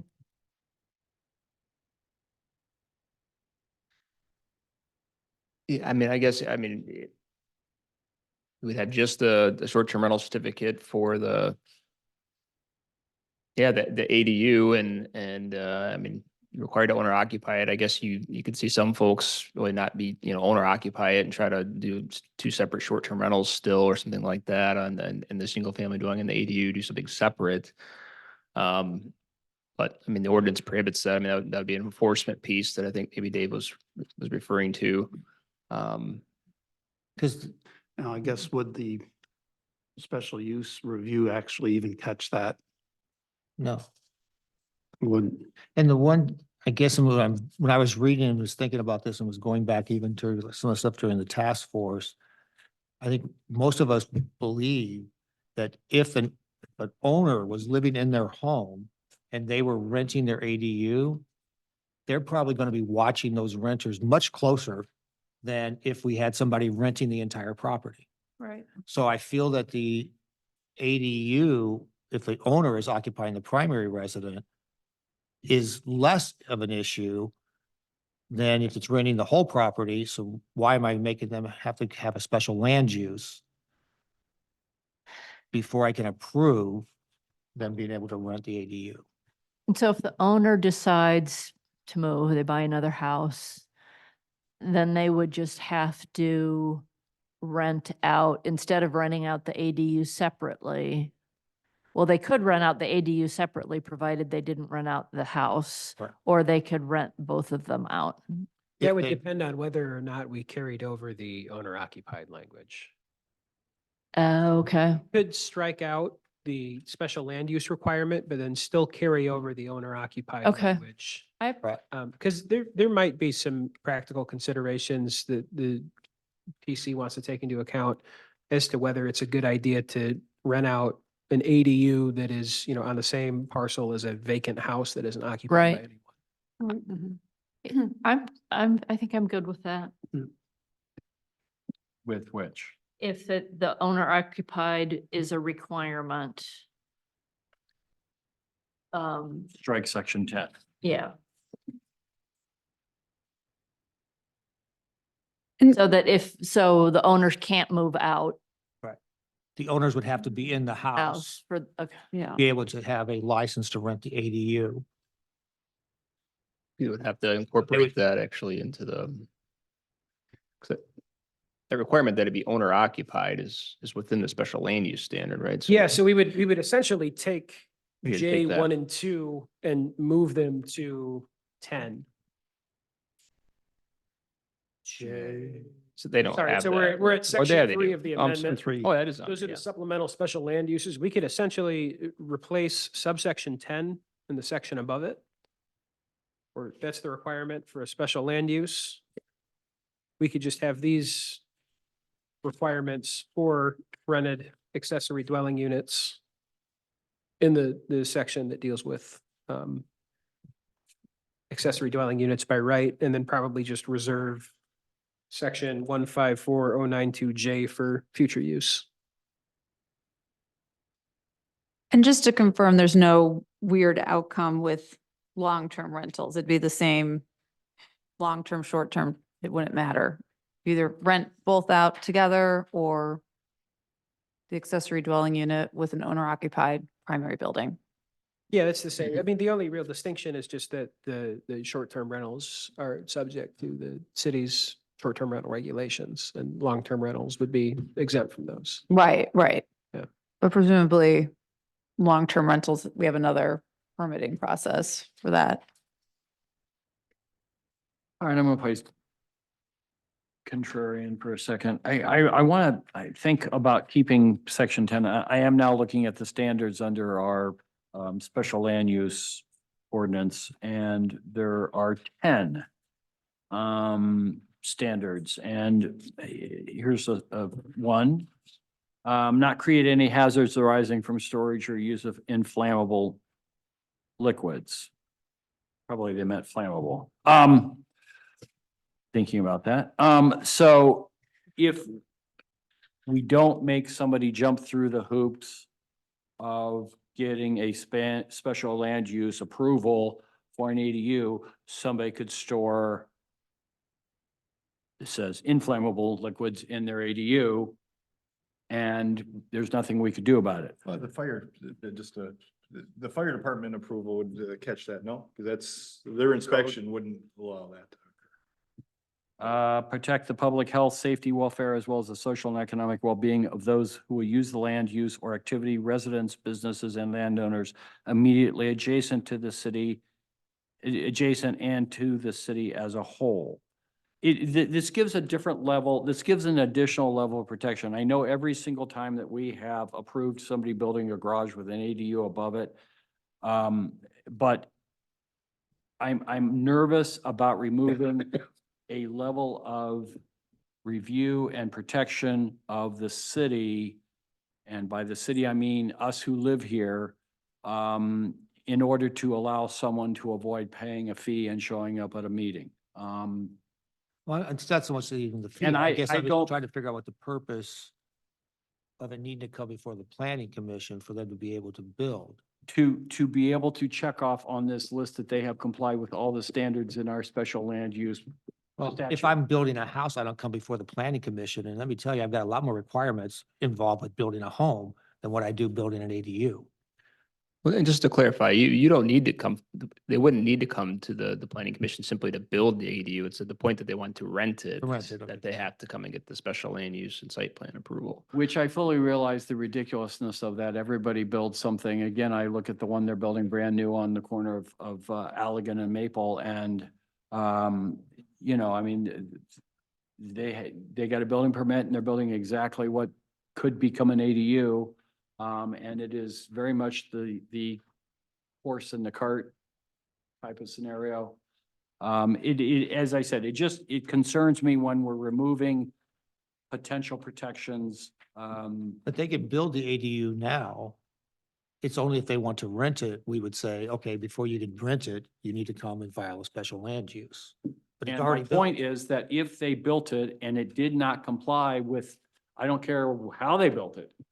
And if they want their mother-in-law or they want their cousins or they want personal friends to stay in it, that's not a city concern. But when it becomes that they're renting it, then we do have the additional land use, and I'm not gonna fall on this sword. I'm just raising the Neither issue mind. that we have in place a set of standards that provide the city at large with additional protections when we are renting units. And I fully understand people are building accessory dwellings that they fully intend to, after they're built and after they're all done, come in and get a permit for a short-term rental. I'm just trying to the only reason I was bringing it up is I've been looking through so much of the stuff on the zoning and trying to see where we have consistencies and inconsistencies. And if somebody was building a home, they do not come before the planning commission, but yet they can turn that home into a short-term rental without coming before the planning commission. But if they build an ADU and they want to turn it into a rental, they've got to come before the planning commission with a special land use. That's true. Okay. Yep. But to Mark's point, I'm okay with that because it's taking, a single home is different than a single home you're living in and an ADU. And, I mean, it's a close call, but I'm okay leaving it how we have it.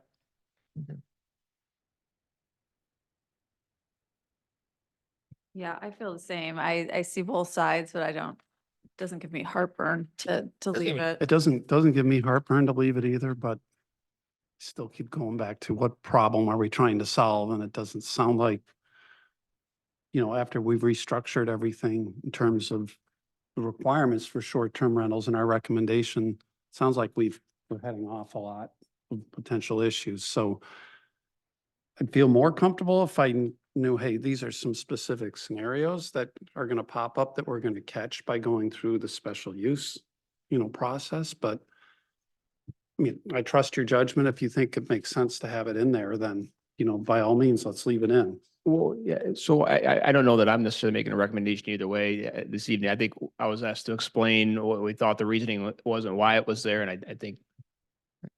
Fair enough. I think it's more than fair. I could see both scenarios and We've had a lot of discussion have. about this, and I think, So, yeah, we're both pretty neutral, whichever way the planning commission wants to go. I think it's. I mean, let's err on this, my opinion is err on the side of caution and leave it in. If we're divided, but that's just my own take on. I can go either way, but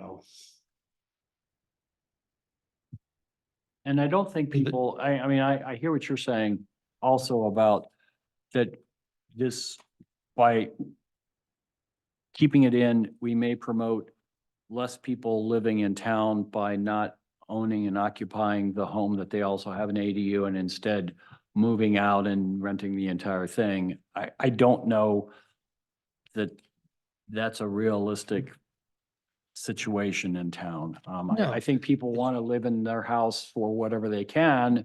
And if they rent out the entire property, they do because that helps pay the mortgage. I don't think the addition, I'm sorry, I don't think the addition of a fee and appearing before, jumping through the hoops of getting a special land use would make somebody swing one way or the other on whether or not they're going to rent out the house. And I'll agree. I think my position's been clear on this. I'm for getting rid of the special land use, but I don't think it makes a difference either. But I think limiting some of the bureaucracy is a good thing overall. That's more my point. I don't think Because it- I don't think there's anyone that's going to say, oh, I'm not going to go through the process Right. because I have to do a special land use. I'm just trying to think of our time, staff time. Has it ever been refused? What are we accomplishing by requiring that? And for myself, I couldn't come up with any good reason. And I thought that would be one place where right now, while we have the opportunity, we could start to try to streamline, just like if we were starting to look at, zoning and rezoning and making changes to the downtown as part of 2024. But I'm open to, what we've heard. I think it's somewhat split, so we can leave it in, we can take it out. I guess one other thought, just maybe it's a consideration, is if we did change it, that seems substantive such that it would presumably require another public hearing or no? I don't think so. No, I mean, You're making it less restrictive. Yeah, and this section was noticed. I mean, we're having the public hearing right now and we're discussing the change. It still has to go to council for final approval. So no, I don't think you'd have to have another public hearing to effectuate this change. I mean, I do see the practical absurdity of having this provision when every single building that's being built, wink, wink, is a mother-in-law suite until it's completed. And then, oh my gosh, magically it becomes an ADU and they want to rent it out. I mean, it's the nature of the beast. But the flip side is I worry that in the scenario, if something happens and it's like, oh gosh, if we only had to make them come in for a special land use application. Jake, and also, Dave, if you got anything to say on it, do you see any risk to the city if it didn't go through a special land use? That's the question. I mean, what it does is it strips the city of its discretionary review authority for something like this. And so it would be very challenging for me to, I guess, think of a specific scenario where the city would be in a hotspot because they didn't conduct this review, but it is lessening the amount of oversight that the city would have and, you know, changing it from something that is discretionary that you can look at things that are kind of beyond setbacks and dimensional requirements. Whereas basically if it satisfies the dimensional requirements here and is located in the correct spot, the city would have to approve it. So that we can move on, let's just get a quick, you would prefer, I don't think it's They- needed. I don't think. not it's needed. necessary, Mark, I'm not gonna, I'm not doing a vote here because we're not doing a motion right now. I just want to know if we should move on or we leave it as requiring a special land use or not requiring a special land use. I'm sorry, you're asking me? Yeah. Oh. Why are you starting with me? I started with CJ. Oh, we're going around the room. I didn't feel that, I didn't know we were doing a informal roll call. I just want to know so we can move on. Timing. We can delete it. I would vote to keep it. I mean, abundance of caution, I'd probably keep it as well. Keep it. I would lean towards keeping it as well. Just because of the time in which we're in, I would too, at this Okay. point. And we will be leaving it. Let's move on. Happy with that. Very good. Did anyone else have questions or comments on items that are in?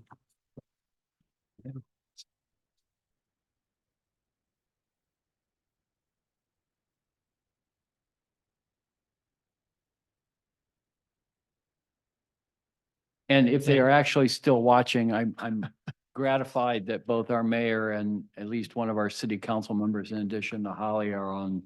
And we have one of and the- Logan and, yeah, and Russ is here. Right. Oh, and then Russ is here. So I I think actually. I Helen think is they'll on, too. incorporate, I'm really gratified that they will absorb all the conversation. I forgot Russ because he's on the other side of the podium. I can't see him. You know, that whole discussion we just had, I think will really be beneficial for them as they look at this. So. Okay. And do we have any further deliberation? And if not, would anyone like to make a motion?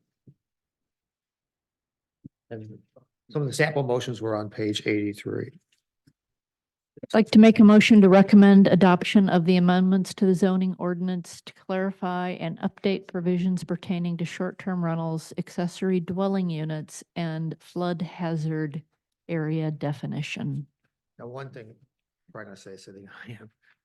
Do we have to address this? Correct. So if the planning commission is agreeable to these Ah. changes, I would add that as maybe a condition. yeah. Including Or the, as a, edits to section 4.5 or 4B5 yeah, maybe the, and 4B8 and section as well as section 8. Support. With that, we would have a roll call. And could we just say the red line version? Yeah. Anderson? Yes. Patrick? Yes. Salter? Yes. Clark? Yes. Vaughn? Yes. Lachey? Yes. Yes. We would pass, now we'll close the public this one with hearing these for, changes, yep. which moves us then to item D, which is the police power ordinance for short-term rental. City council. And with that, I'll kick it off and ask Ryan to kind of give his description and a little summary of why this is before us and what action they're asking us to make. All right, thank you, Mr. Chair. And again, this agenda item relates to the short-term rentals discussion. You reviewed a draft police powers ordinance for the licensing of short-term rentals extensively at your January 18 meeting. In fact, you went really, point by point through the ordinance. So I think you're well familiar with the key elements. And so I don't plan on kind of going through each of those one by one. I'll just kind of highlight maybe a few changes since the last meeting.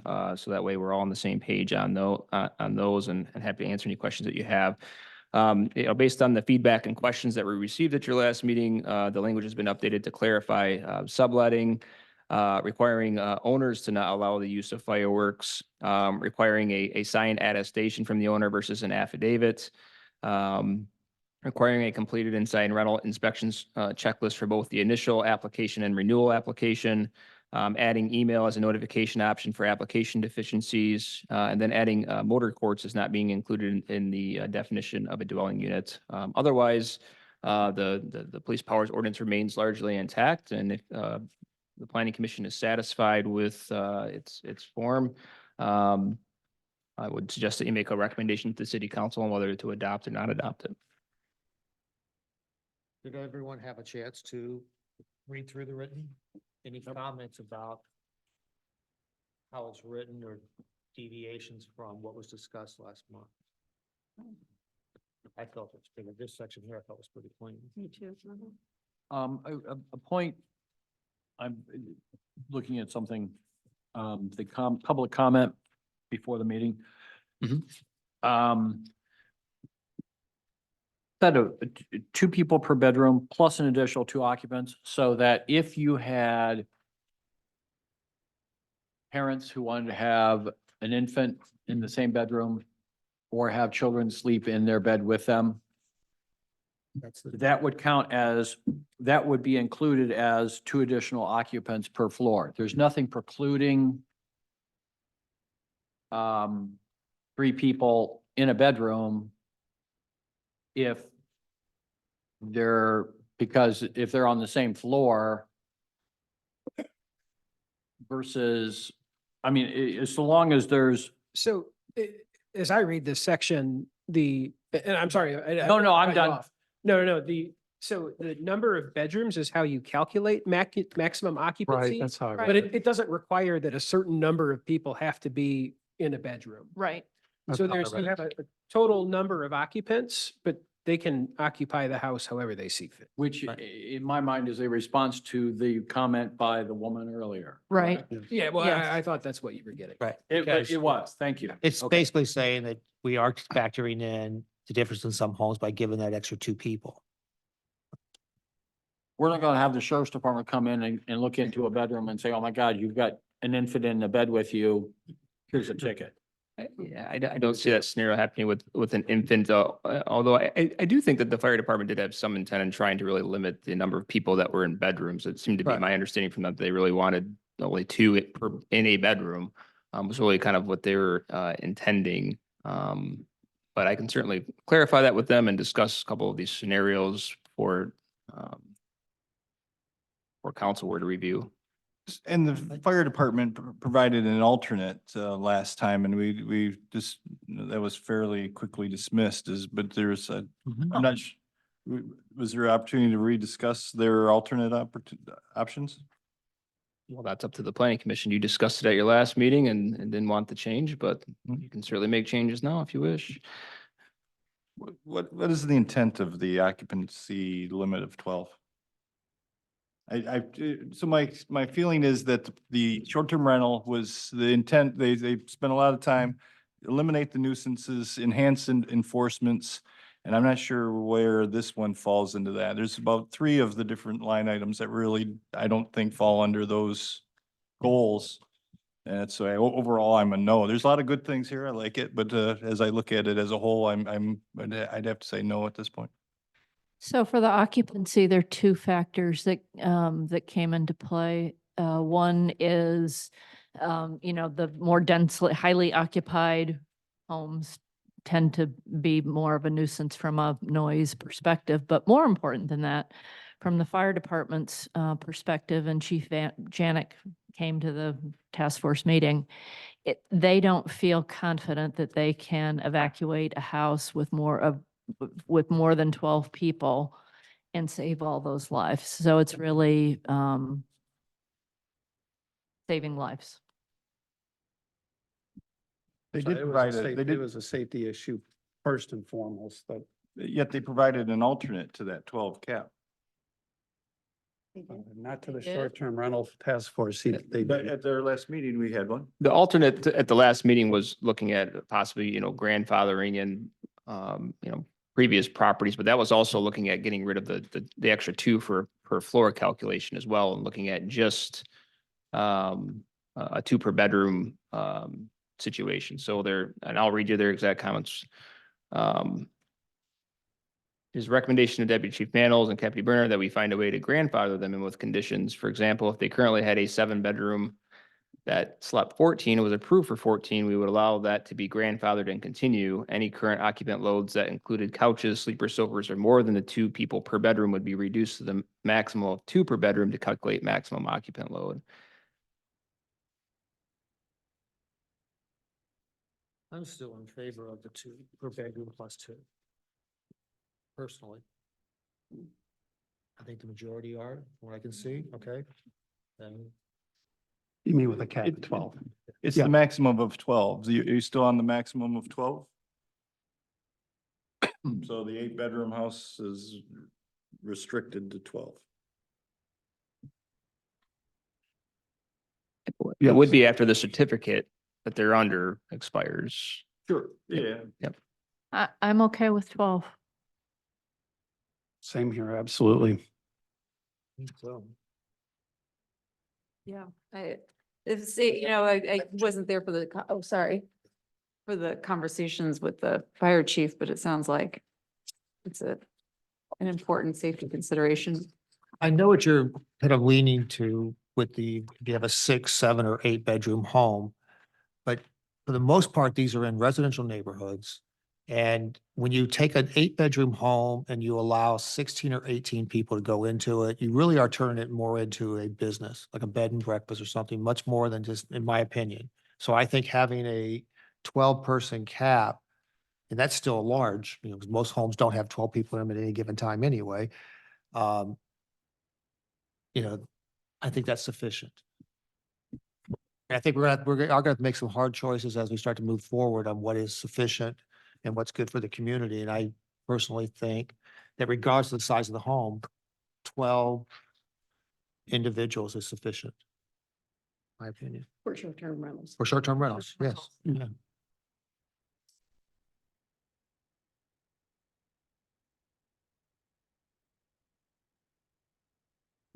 Any other comments regarding the Can I make changes? just a point? I was just thinking about that as well. And with respect to the house, when we purchased our house, if you allow an unlimited number, basically you are, if you're allowing an unlimited number of bedrooms, what you end up doing is, what people end up doing is converting rooms that aren't bedrooms into bedrooms. The house we moved into is classically a 4-bedroom house. When we walked in, they had converted the dining room into a bedroom, and it's an attached carriage house. The main floor was also available as a bedroom. So I think that really promotes to allow basically an unlimited number of quote bedrooms. You're promoting, so what would be a 8-person house theoretically, or a 12-person house could theoretically become a 14 to 18-person house. And on the corner of Grand and Main, I don't know anybody around that house that would appreciate having 18 people staying in that house. So I can see your point, but what happens is people, as a practical matter, take rooms that are no longer intended as bedrooms and turn them into bedrooms. I agree. Thanks for wanting me to add that. I appreciate it very much. So are we going through with little nits we had to the ordinances? If we have on this one here, before we would go to a motion, yes. So on page 113 for the lawn That's equipment. the, Oh, that's the next one. okay, sorry. You had two other points that you were concerned about. I'd be curious to know what else you were thinking. Because right now we're on just the, So on the police powers. on the police powers for the short term, and then the next item, which Got it, starts got on it, got it. page 109, Mhm. is the noise ordinance. Okay, and I'm sorry. But there are, well, there's 16 items in this thing, and I see a lot of them are addressing the nuisance items. But there's also the recommendation for a 1-year certain inspection. I'm good with that. I think that's a worthwhile thing, but I don't think it should be just done without having an understanding of the cost. I hate making the recommendation of it without understanding that. So if we included in that they do the analysis to identify what that cost is from the fire department, and the city council could pick that up. But that one, I'm not dying on that hill. Okay, the good neighbor one's a good one. I find the insurance one a little bit of legislating some personal responsibility, which I don't think is, I don't know that it has a lot of teeth or what it's gonna do, but I don't know why we're including things like that. Okay. So, I mean, I guess on the insurance, my understanding is that we are giving somebody a license to basically rent their property, and you're just verifying that they've got the insurance in case something happens. You're trying to protect, just like you would if it was a business. I mean, we're straddling the line between a home and a business when you have the short-term rentals already.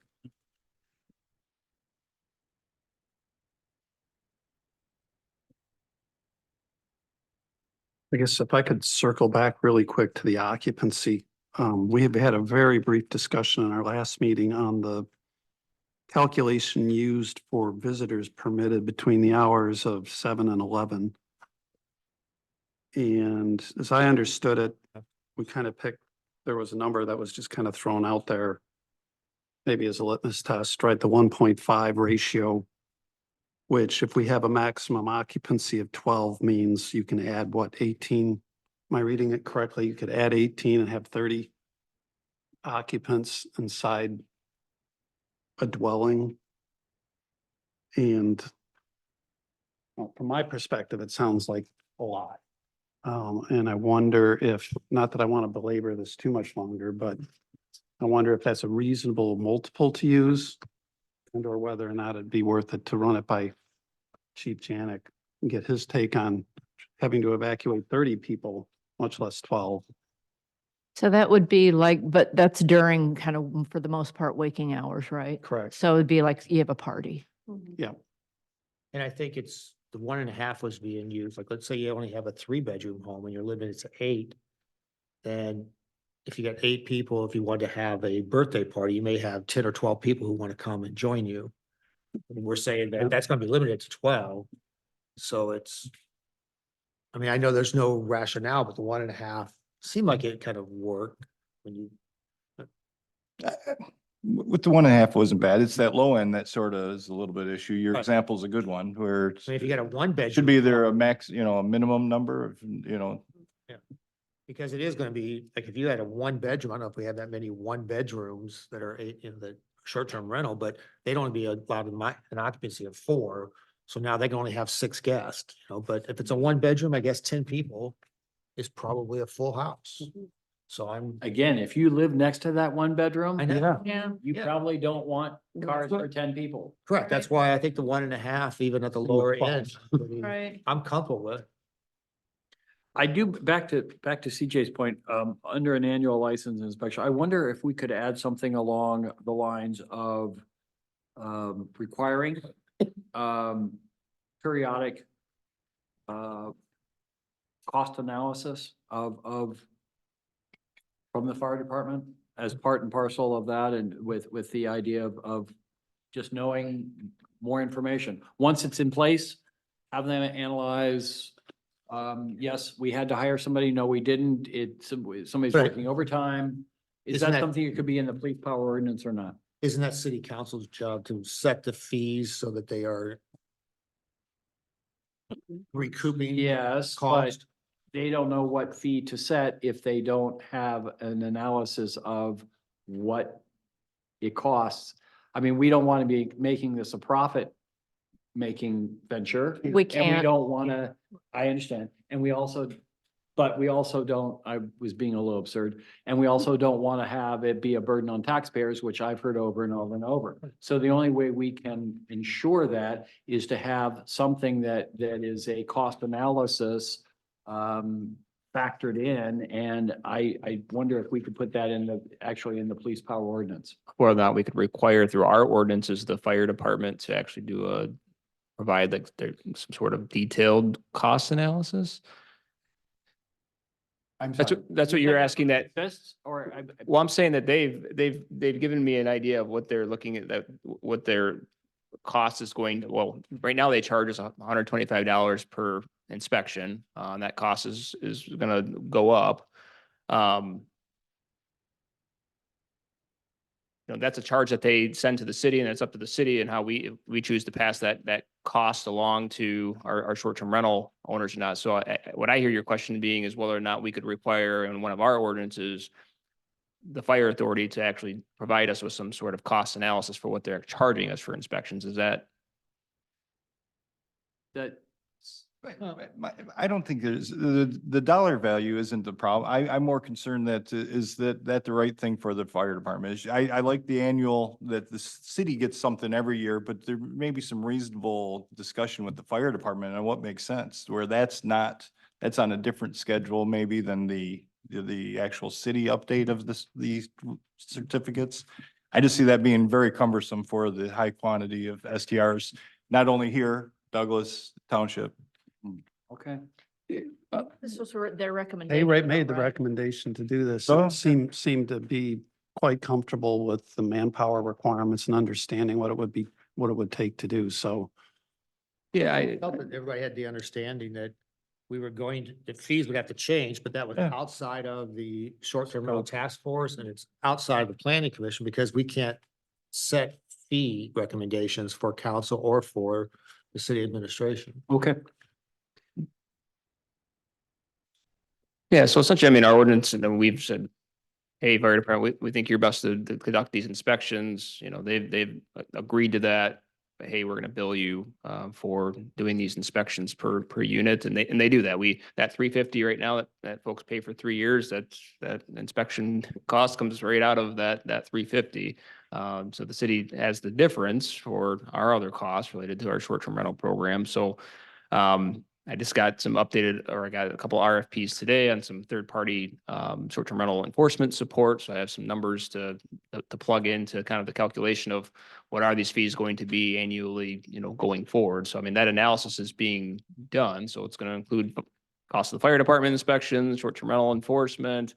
Obviously, we have times that we have to include our legal, certainly we have staff time with evaluating these and putting them in a system and, you know, talking with short-term rental owners and running the program. So what I heard from the city council pretty clearly at the last meeting that I had related to short-term rental enforcement was come back with what the actual cost is, so we can evaluate updating our fees to charge that full cost to the short-term rental owners. Okay, cool. That's my concern. And if it doesn't need to be put in stone in the ordinance, that's fine. Thank you. I'm glad it's in process too. That's great. Anything else before we move to a motion?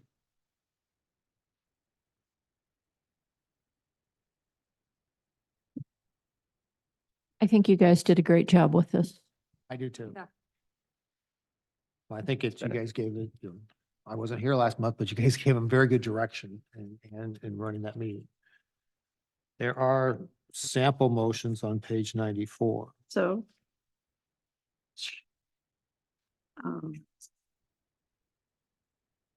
Is the first one appropriate?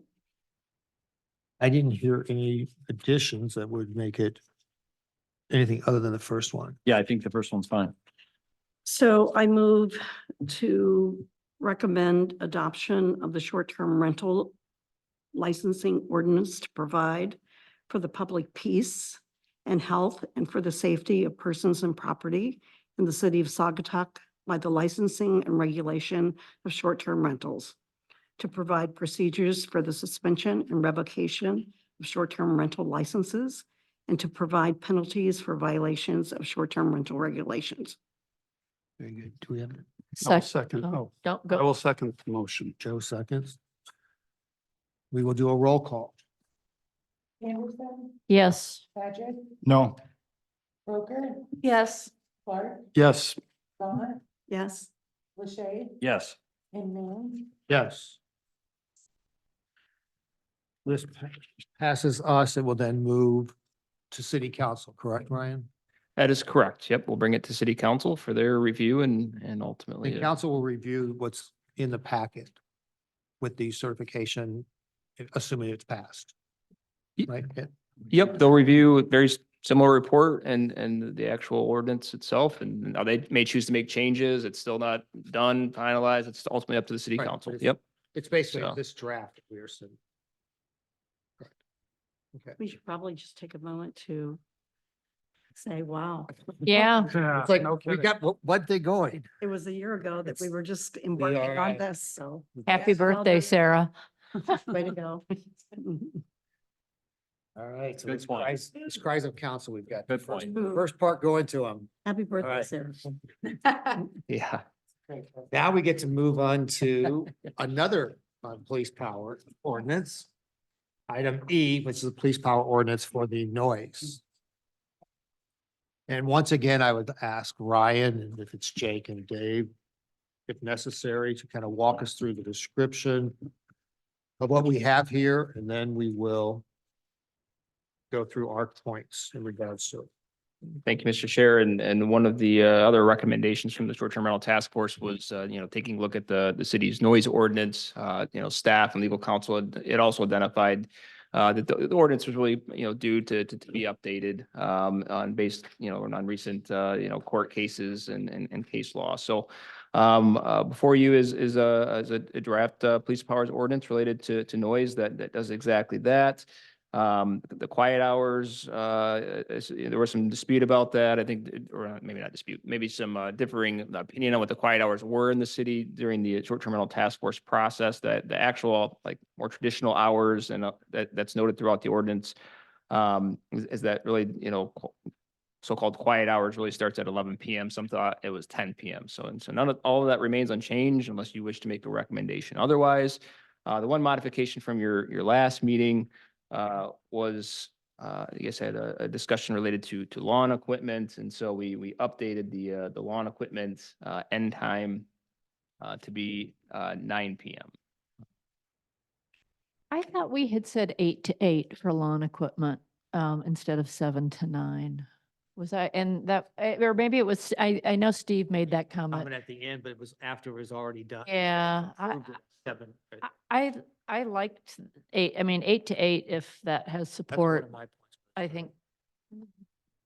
The advantage of 7 to 9 is that, and I noted this, is the same time would match the same time as we allow for construction.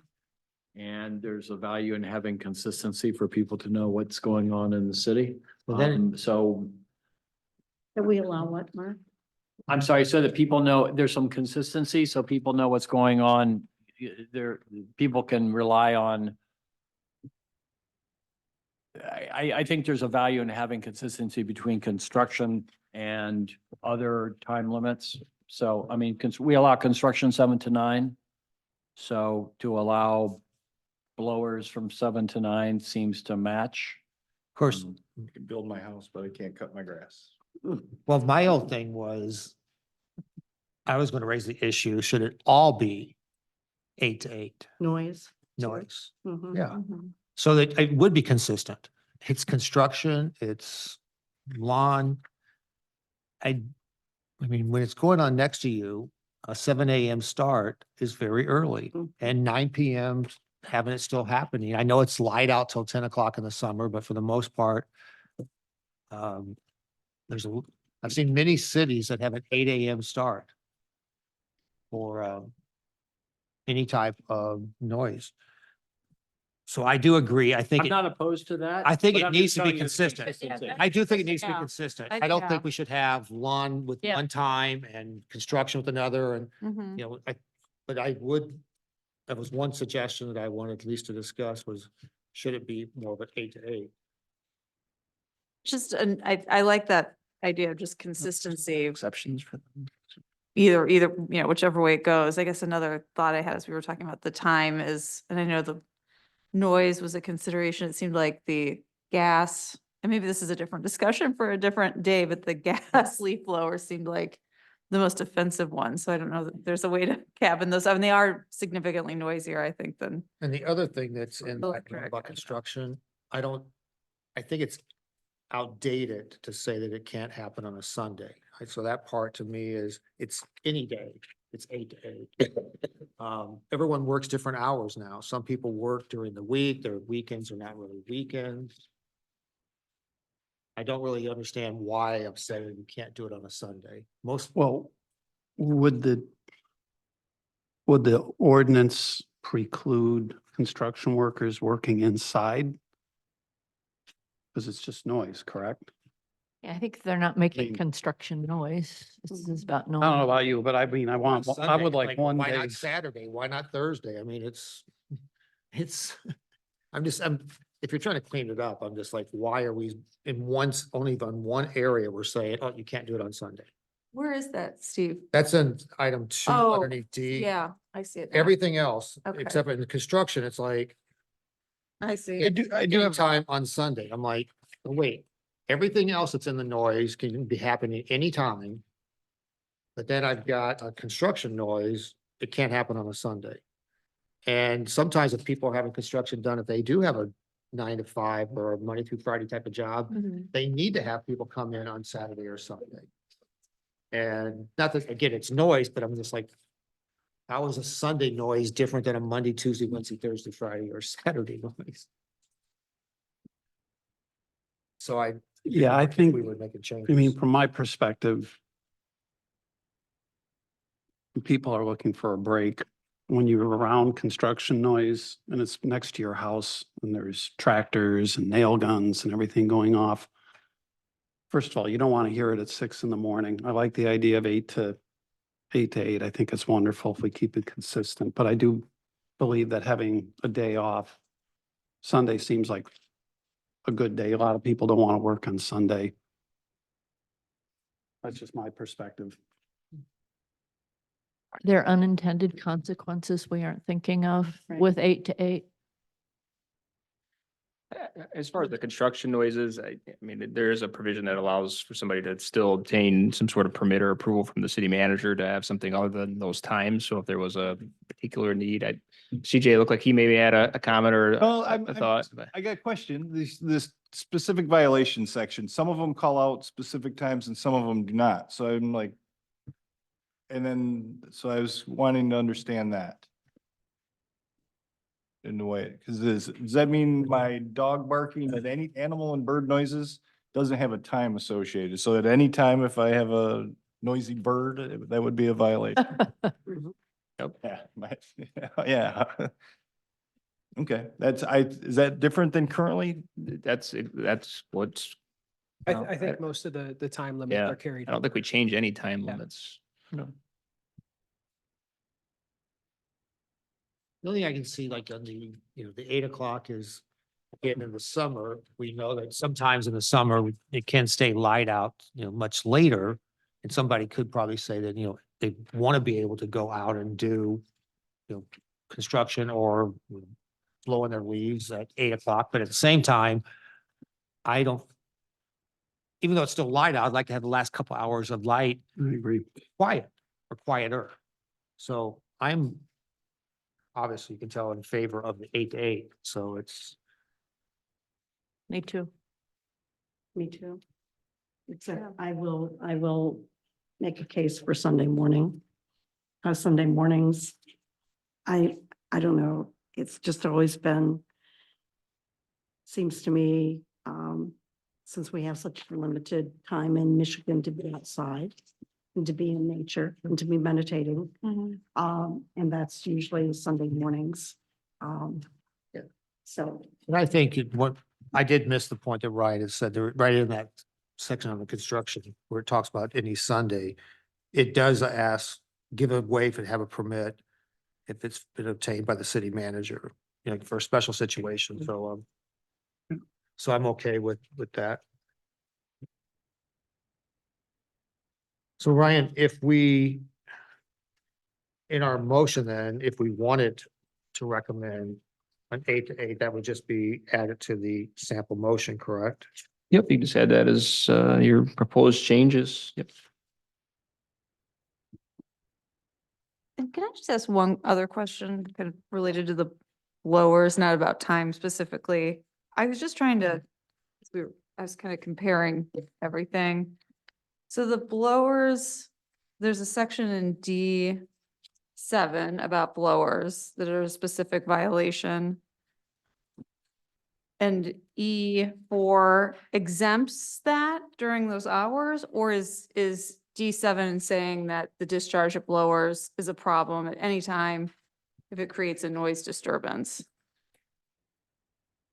I was seeing blowers thinking more of like an external type of a fan or some, not the blower for the lawn. At least the lawn equipment was being done.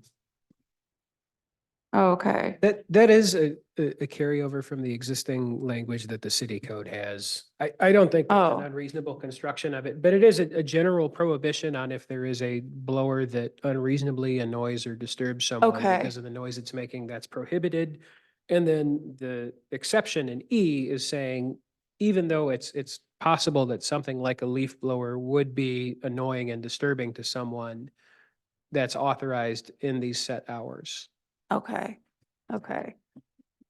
And again, if we were making a recommendation, staying consistent, that would become 8 to 8, not 7. Right, also. right. So if we just we wanted to get rid of gas blowers, that would just have to be a separate item, which I would love. We can work on that. Yeah, do that. Right, I agree. Or not. or not. Sound amplification, the other noise times, we're not looking at changing any of those times. It's just the construction and the lawn. Where's that? Well, I believe the other ones are anytime. D3. No. No, D3. No, this one says between the hours of 11 PM and 7 AM. Sound amplifiers. So, yeah, it's like the music and SCA parties. Mhm. Did you have a suggestion or you just? No, I like No, it. I'm- I'm good with what it is. I love having good You're time in just- you're just- Saugatuck. You're just. The way this Yeah. reads, I just want to make sure we're not changing that one. yeah, 8 to we 8. aren't changing, no. It was just the lawns and Yeah, it's still so quiet hours, 11 to 7. Make it midnight. it's 11 to 7, but it also carves out if it's plainly audible on the property of another or within yeah, okay. we ready for Are a we good motion? for a motion? Yeah. Please. Make a motion to recommend adoption of the amendment to the noise ordinance to clarify provisions related to the quiet hours and provide examples of violations of the ordinance to better protect the public health, safety, and general welfare of the city, its residents, and visitors, with changes in section 94.04 D parentheses 2 end parentheses and E parentheses 4 end parentheses to change the hours to 8 to 8. Support. Now, are those the only? I did a search and those were the only ones that came up. Okay.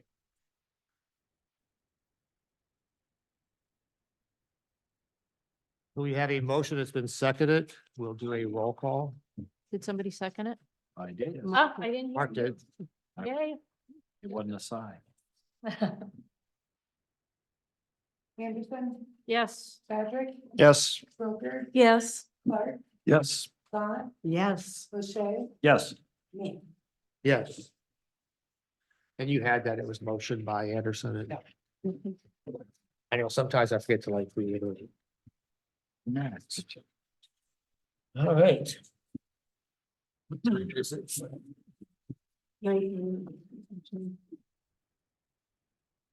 Moving on to the last item on our new business, short-term rental, further discussion of residential caps and parking.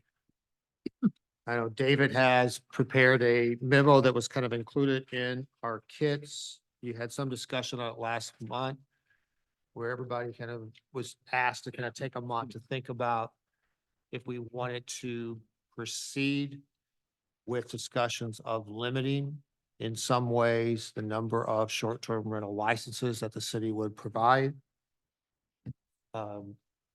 So before we kind of go into there, Dave, do you want to take a minute just to kind of walk us through? I think everybody's had a chance to read your memo, but is there anything that you want to add before? Because I think what we need to do is kind of informally is kind of determine, do we want to continue the discussion of limitations and caps? And then if we do, how do we proceed? And that's really what your memo is kind of addressing, is more of the next step. So do you recommend that we kind of Yes. discuss whether we, as a commission, want to move forward and then turn it over to you, or you just want to kind of walk us through what you have? Sure. I can just give a quick overview. I think I touched on it at the end of the meeting last month. Yes. But our main concern in conversation was concerning the strategic application of caps. So whether we do this, cap conversation citywide or district-wide or neighborhood specific. And the task force report itself did certainly note the challenges in implementing caps on a neighborhood basis. It did note that that study should be carried out to determine the appropriateness and really consider which areas would lend themselves to having caps based on characteristics.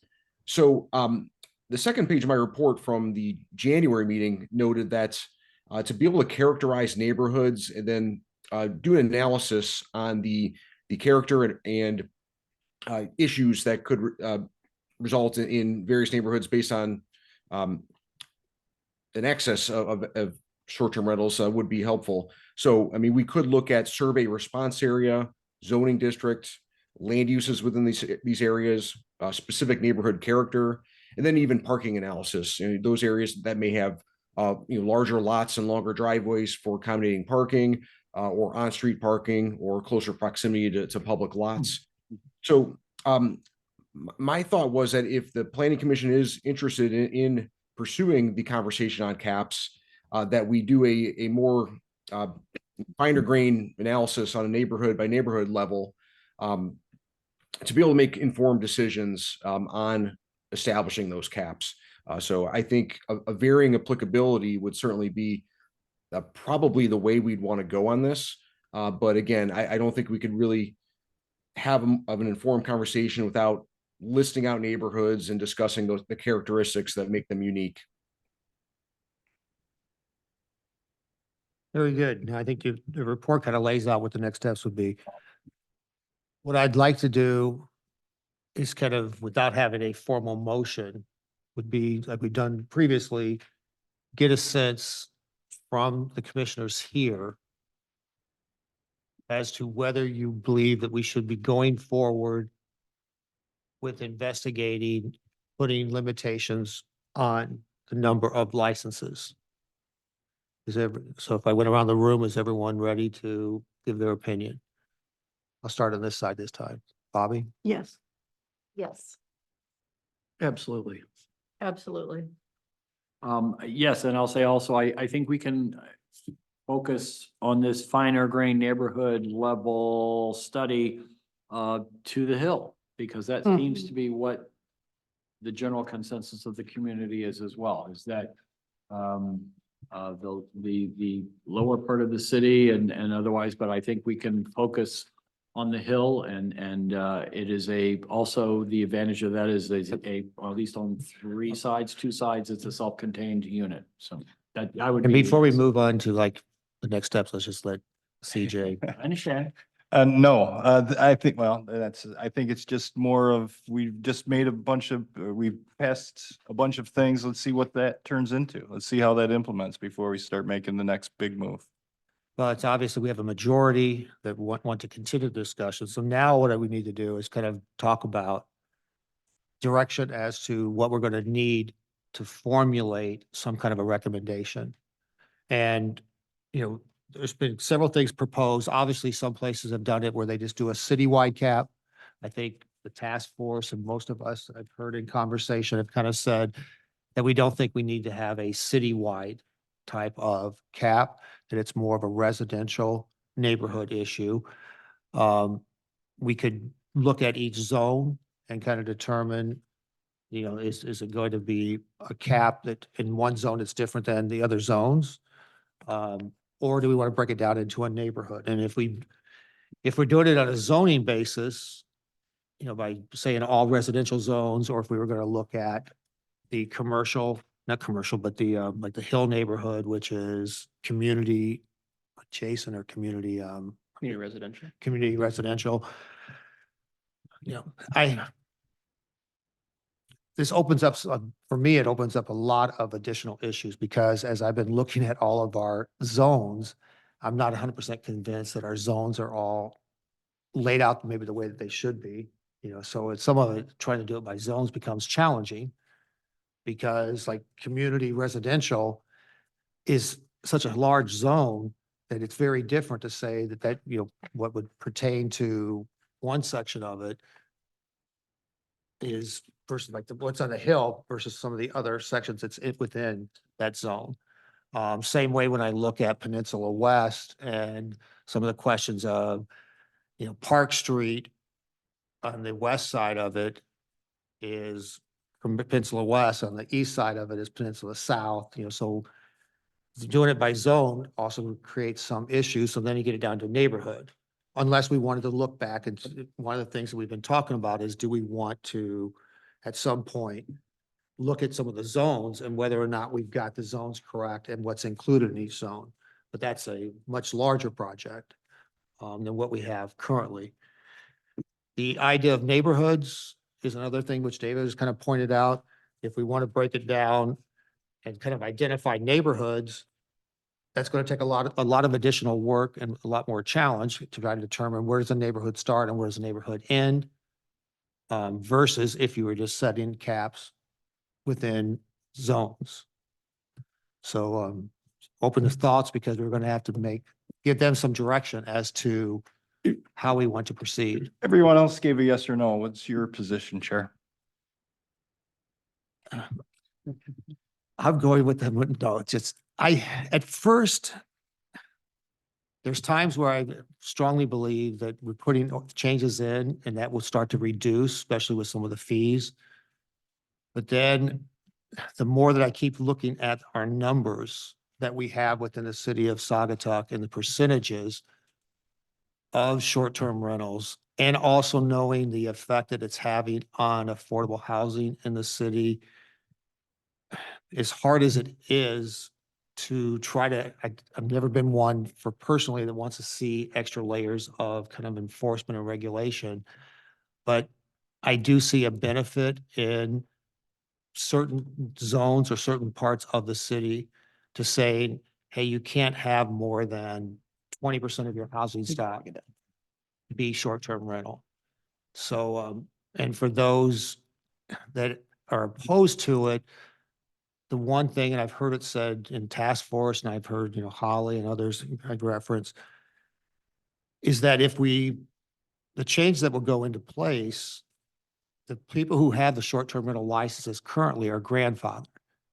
So it doesn't really have any impact initially. So it's a very slow process before it really starts to affect individuals. But if we do have areas where we have a number of licenses that are in excess of whatever limits we think are reasonable, not issuing new ones in that area until they get down to that level is consistent with what many other communities have done. So the more that I've looked at it, I don't see an issue with limited, long as we are being realistic to what the Saugatuck community is and how short-term rentals and our kind of cottage industry developed, knowing that we're not a community that's going to have a 6% cap, on something like you've seen in some other areas.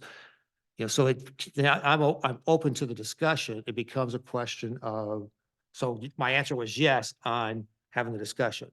When we start to talk about the numbers, I think we all may have different opinions, as to how to approach, what is a fair number.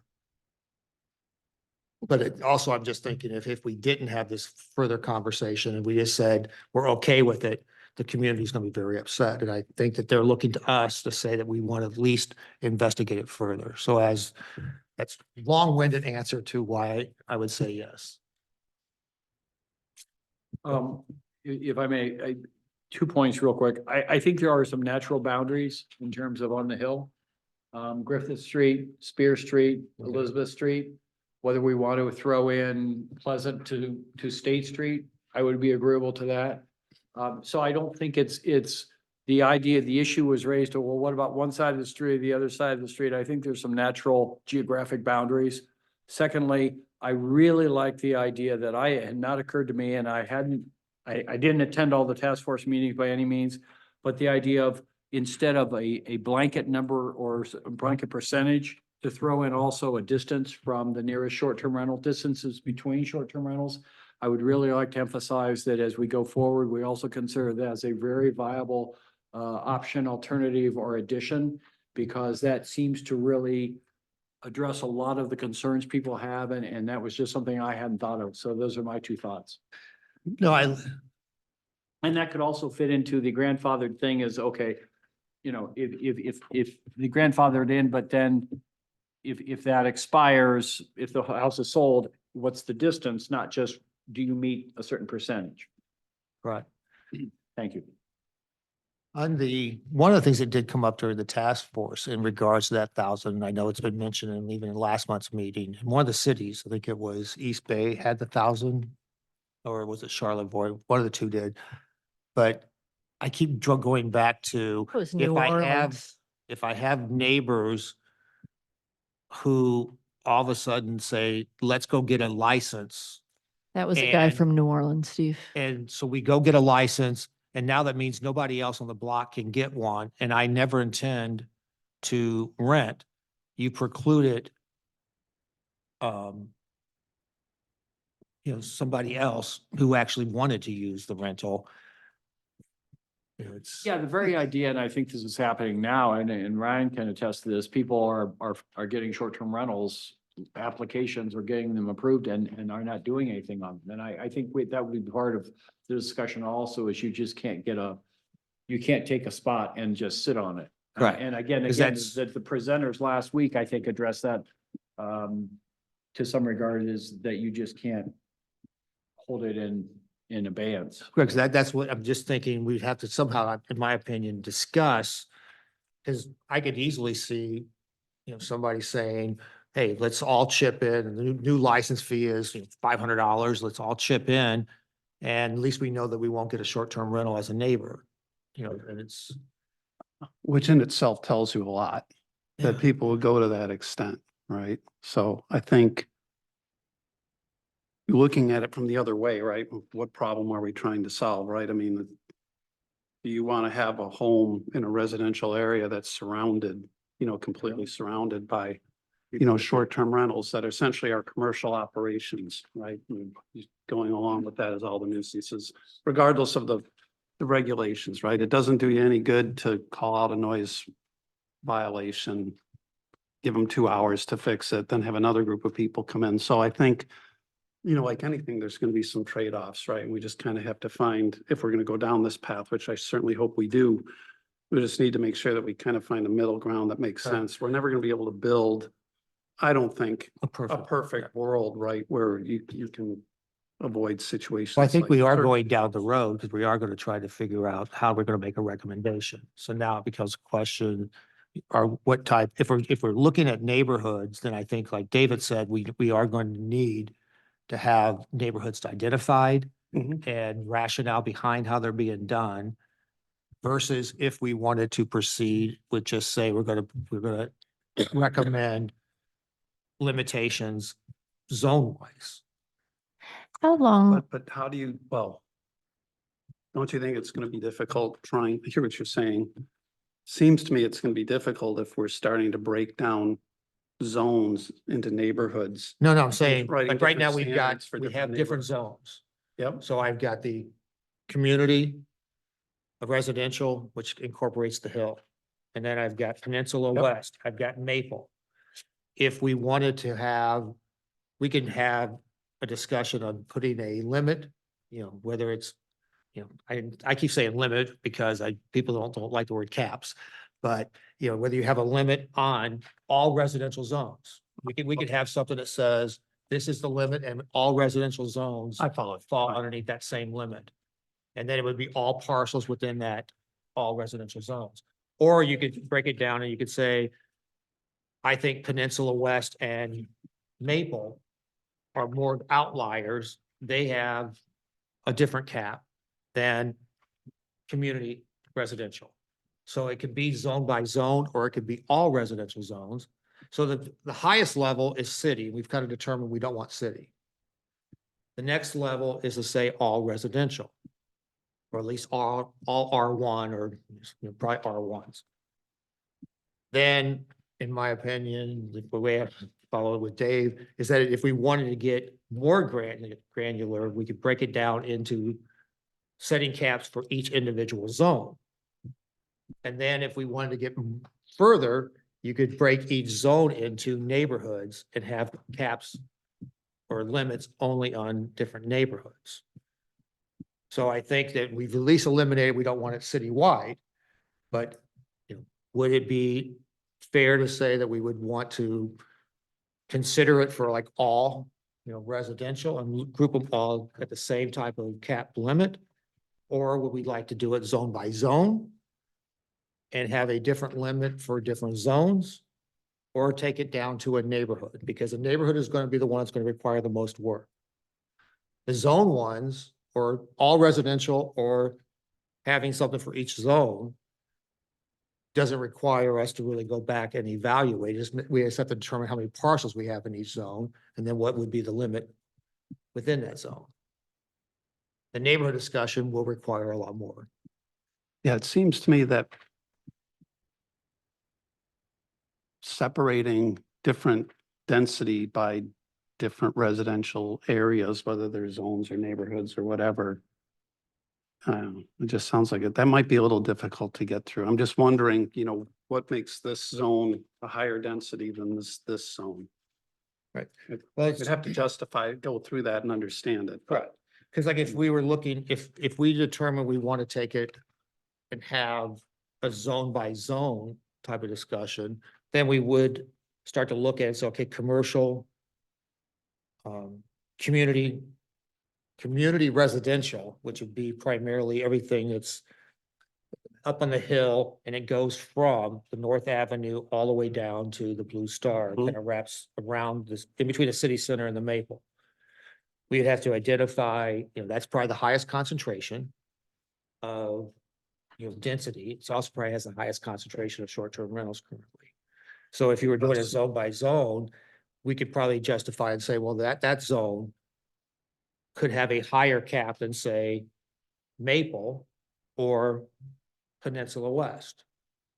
But how do you explain to the residents in that zone that are probably the most vocal? Because if you go back to the survey results, right, it's very clear with a higher the density of short-term rentals, the higher the response rate was, saying that they need the caps, right? Right. So how do we go into a zone that's already got a high density and tell them, well, you know what, you're gonna have a higher density of short-term rentals. You're gonna have to deal with more of the disruptions or whatever the perceptions are that come with that stigma that we have out there right now, right? I think we just need to be cognizant that some of the residents aren't gonna be happy with that. Least, and I'm just voicing my opinion here. I'm waiting for everybody else can like jump Yeah, in. I'm happy to chime in whenever. For me, even though it's simpler to say, let's just have a cap on all residential, keep it at that next level down from the citywide one. I think that we're not solving a lot of the issue that you're just going to talking about, because if I said, okay, we're going to have X number of licenses allowed based on the total number of residential parcels, nothing stops it from all being in one zone. No, I'm not. So I'm saying, so like that to understand me that. is like, I'm not alleviating the possibility of we could have one zone, all of a sudden could have 80%. I thought where you were going was Zone A has a 35% cap, Zone B has a 10% cap. Oh. That to me seems like we're leading with our chin on that one, but maybe Well, I think I'm the youngest you would be looking at, in terms of Oh, okay. I was experience. gonna The say. least experience. Can I, it's just a thought, it seems to me like, what we need as a next step, to East kind of Main? help frame our the conversation there you going go. forward. Yeah. Would, and I'm just throwing this out there because Lake Street. we're talking about all this and I would like some, I think data could be Excuse me, helpful. guys. Could, would a possible way forward to be, to- Feed baby food. I'm sorry. to have a list of the zones. I know this would be work, so I don't know if this, and I don't know if anyone even thinks this would be helpful, but a list of the zones, sort of a description of what their purposes from the zoning ordinances, and then some numbers, you know, how many houses, how many short-term rentals, just to, at least we'd have data where we could start talking. Right. I don't know, just a thought. Because You had one of those. You had a chart that had. we had a all the- chart yeah, yeah. broken down by Right, so- neighborhood, it was broad though. So the chart that's in the short-term rental task force was specific to residential zoning districts. 'Cause we, heard that seemed to be the areas where there were the largest concerns with, density of short-term rentals. So we looked at short-term rentals in residential districts. We took a look at, how many, residential improved parcels do we have, or residential condominium parcels do we have in each of those residential zoning districts? And then took a look at how many of those parcels have at least one short-term rental on them, knowing that some of them also have an ADU. Hmm. And so we did come up with some percentages for each of those zoning districts. That's in the short-term rental task force report. I do agree with you that I think, we could look at, updating that and getting some, because it's been, a number of months now. So we could probably get some updated information. Certainly, I think the intent statements for the zoning districts would lend some clues. I think, you stop sharing real quick. Let me see what, I don't know if Dave's nodding his head or not. It's like, there we go. Now I can see you. I think Dave was looking at maybe doing a little bit of this analysis to help you kind of move that on. Dave, you want to chime in? Sure. Yes. I'm following right along. I think there's some really great ideas. I really see this as kind of a 4-step process. The first being to look at the natural areas, the natural neighborhoods. I think we should go a little bit further than simply looking at zoning districts. I think there's going to be, some of these districts, community residential is pretty significant. There's unique areas within it. It's just a large area of the city.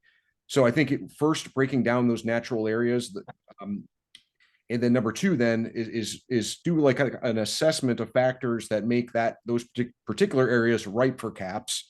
And so I almost see like a matrix or a table for each one of these, let's just say 10 areas that does a quick review of parking, general lot sizes, the characteristics of the area, maybe survey results as it relates to that area. And then the next would be number 3, which would be a decision of these, let's just say 10 or so areas, which ones are the most appropriate or ripe for caps. And then number 4 is probably a future conversation of, okay, what is the methodology for the caps? How many, what percentage, and do we do a separation? So again, number 1, determine the study areas. I think we could probably do 8 or 10. The table of assessing various characteristics of each area. And then 3, the decision on the areas, whether or not they're ripe for caps or not. So at least we can say, these are the areas we're going to rule out. These are the areas we're going to focus on for these reasons. Yes, Holly. So I love what Dave is saying, and I think, with his help, we came up with some great recommendations for the waterfront. And what made the waterfront project so successful? We put a short-term moratorium on the waterfront development while we did the due diligence we needed to do to come up with good recommendations. At the same time, you recall, planning sent a temporary moratorium on new short-term rental licenses to council, who decided to, not take that forward. What if we were to go back to council and say, there is a consensus among the planning commission that we explore caps. We want to do it thoughtfully, do it the right way, just as we did with the waterfront, rather than putting an overall temporary pause on new short-term rentals citywide. What if we asked them to modify our recommendation to just put a temporary pause on new short-term rental licenses in all R1 neighborhoods and we can put a time limit while the planning commission comes up with recommendations. And then that gives us the time and space and thought. I think there's been times since that moratorium first came up that people who were jonesing to get a license now have those licenses. And we have the space and time to be really smart. I think council members are going to want data. I think planning commission wants data. So, and I just said data and data just to show I'm AMBA data there. But I think that might be an option so that we can be both smart, but have some time to do this without the pressure of continuing to grow the number of short-term rentals in the residential neighborhoods. I think that's a great idea. Yeah. It is. I mean, I think it's something that we have discussed and, I even ran it past, Ryan, council still has our recommendation for the moratorium. So it'd be up to council to kind of bring it forward. I guess we could amend it, as you're saying, instead of having a citywide moratorium to having just residential moratorium, but Or could council even amend it since they've got I don't know how that works. Oh, absolutely. I mean,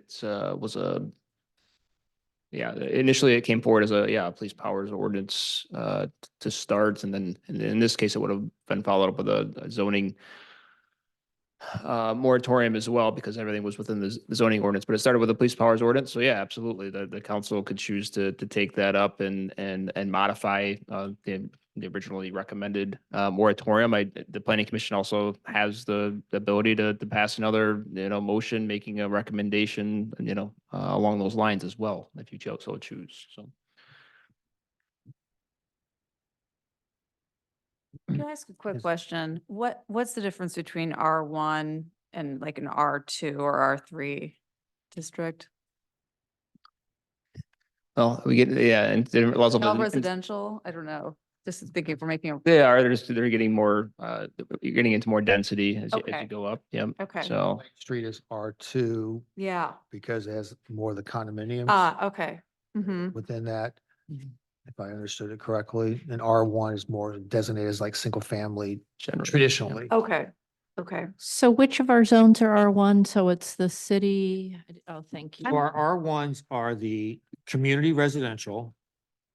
Then we have Maple Street, Peninsula North, Peninsula South, Peninsula West. Okay.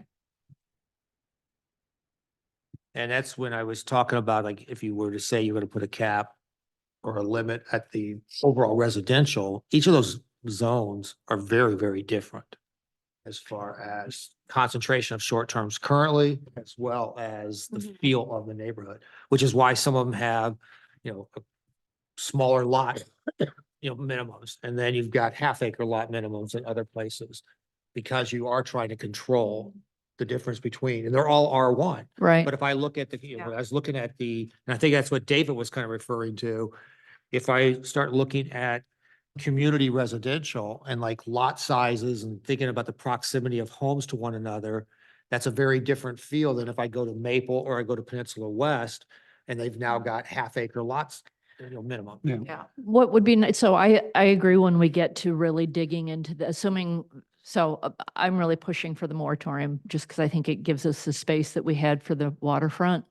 And if we do it for R1, then we just know we got ourselves covered. We've got the time. And then as, Dave and whomever dig into the data, if we want to, parse some stuff differently depending, cool. We can look at that, but at least it gives us sort of a fair way based on our current zones to say, just hitting pause while we make smart recommendations. And David, now a question that I would have for you, and I guess, and Ryan, one of the projects that was discussed in 22 for 23 that we didn't put on the agenda was looking at all of our zones and determining were we comfortable with the way the map currently laid out, with how we describe zones, number of zones. I was been looking at it, and Dave, I think you were just saying, like, if we look at community residential, that's a very big zone, and there's probably different components to it. I was wondering like, well, should we look at it and say, okay, well, should all of what is currently community residential stay community residential, or is parts of it more adapt to be linked into what's Maple? And there's other parts of community residential that should be more of city center residential. Which would open a door to, instead of like having it by neighborhood, you first address, should we be changing the zones, and try to get every zone to have have all the similarities to where it's, the zone itself is almost like more like the neighborhood. So like you got the same level of density, the same level of, but that would require a much larger, because then we'd start saying, okay, we're gonna have community residential is just, the hill, kind of neighborhood. And then you've got the northern part of it, you're gonna put into a different zone, but that would be a lot more work. But if that was done, then you could have your caps set by actual zones themselves as opposed to neighborhoods.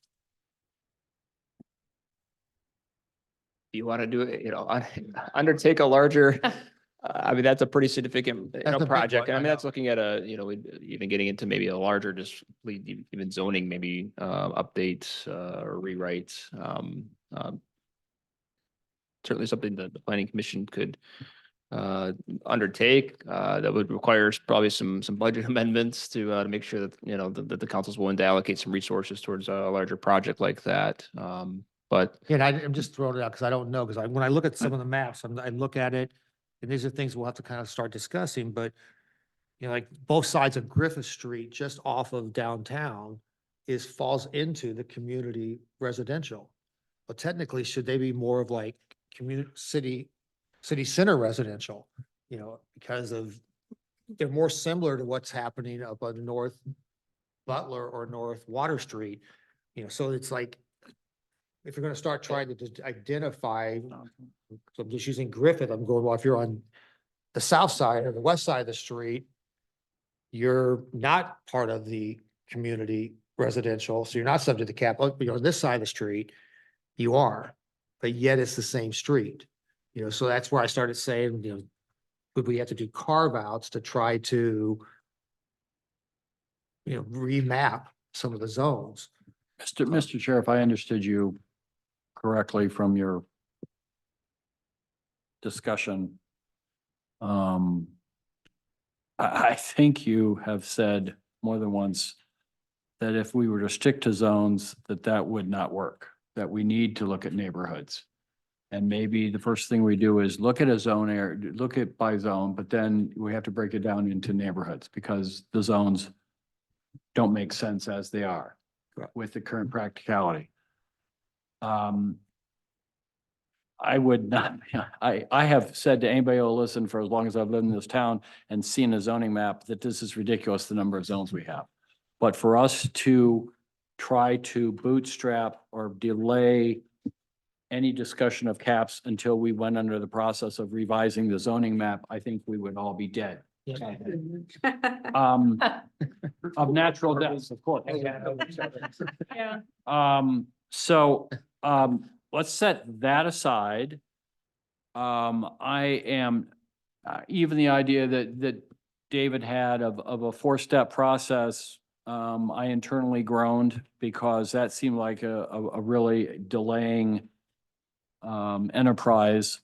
But I would agree to that if we went along with Holly's suggestion of a moratorium on all R1s, because then that would give us the time to do a more granular analysis of where we want it and where we don't.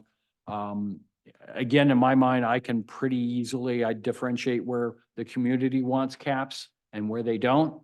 But if the commission suggests that we need data, and if the city council probably would want data for, if no other reason, a CYA, then I'm fine with that, but only if we do some type of recommendation of a moratorium, and we can either do it formally with a motion or just do a kumbaya thing and do it, our sentiment to the city council. But that's my thoughts on it.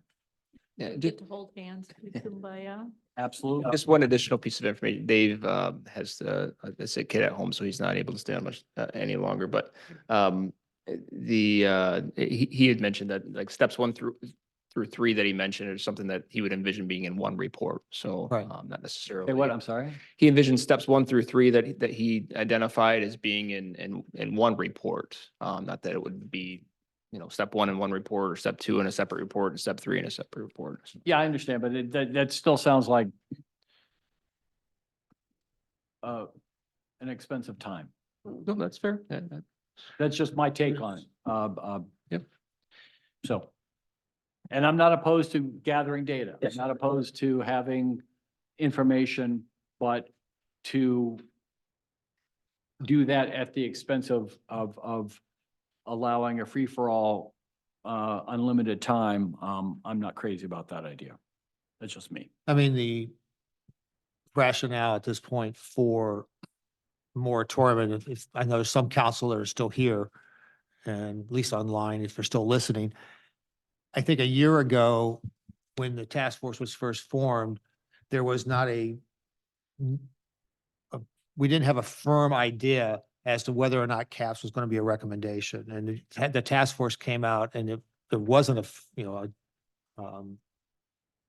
guess a solid Consensus. consensus, Yeah. for caps. It's getting late here. However, hearing tonight that we have the majority of the planning commission that now believe that we need to be looking at having limits and having caps, and it's just now it's a question of, is it by zone or is it by neighborhood? It would be, in my opinion, wrong for council to allow new licenses to continue to be issued, knowing that if we are talking about limitations, I have to believe it would be at numbers that are equal to or less than what's already outstanding. And so therefore, I would encourage that there be no new licenses issued, since we've now made it very clear that we do plan to have the discussions and likely have limitations set, and it's just a matter of where they will be implemented, but very likely across all residential. So can Mhm. would it be helpful to make a motion? Maybe I can, I know we talked about we could do a motion or not, but it seems like I would love you to make maybe a motion. I'll make a motion because it seems like maybe we would be helpful. So I make a motion that we recommend to the city council to reconsider the moratorium on short-term rental licenses, only limited from being citywide for residential areas only, R1 districts? or R1 district, just R1 districts, R1. limited to R1 districts. You gonna jump in and support? Yeah, so that we recommend that the city council reconsider the moratorium on short-term rentals that we previously had recommended to them. Only limited, the moratorium would be limited to R1 districts only, as opposed to citywide, the current draft that's citywide.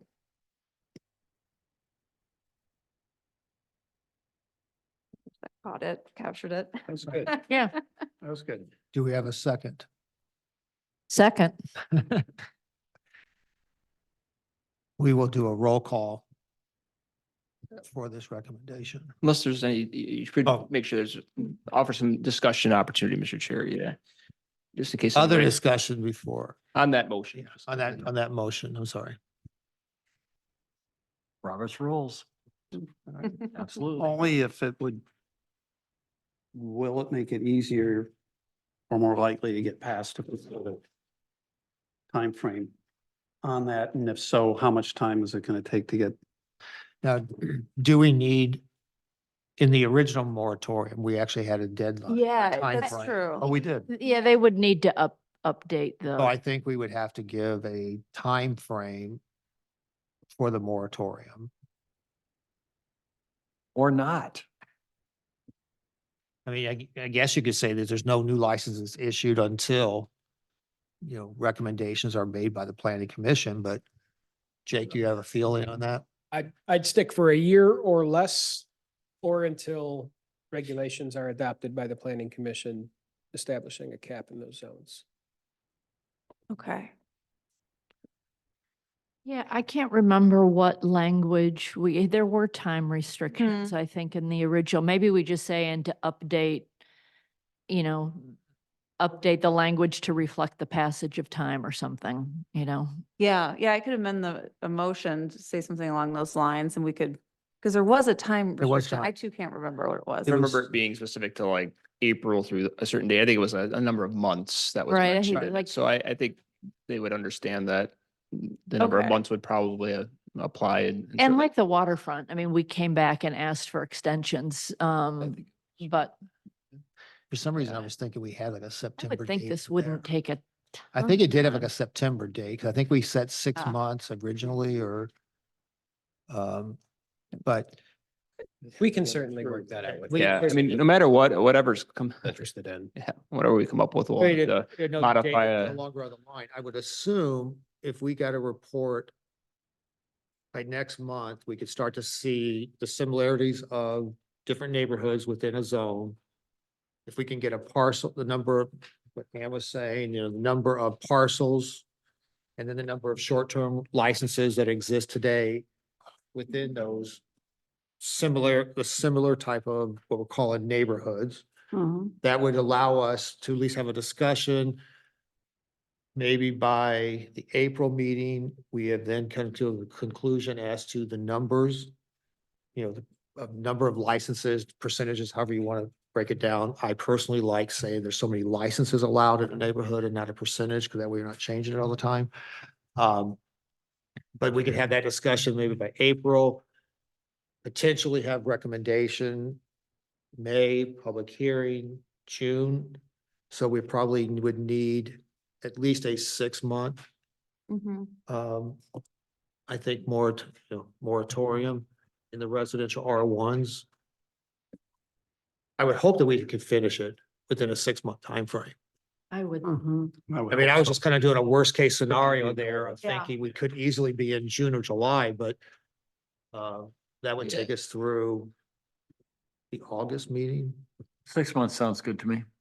Yeah, Just to clarify, because I know some folks are going to watch this meeting back, and some folks may be wondering, is this stop all short-term rental activities? So the moratorium that was proposed before, essentially, I mean, any short-term rental that was, operating could continue to operate. In fact, the moratorium actually said if any, short-term rental certificate, that's what we were looking at that time, were to, expire, that basically it could continue on until the point of the moratorium ending. And then, so there was kind of some natural things that kind of continue as is, but there's no right.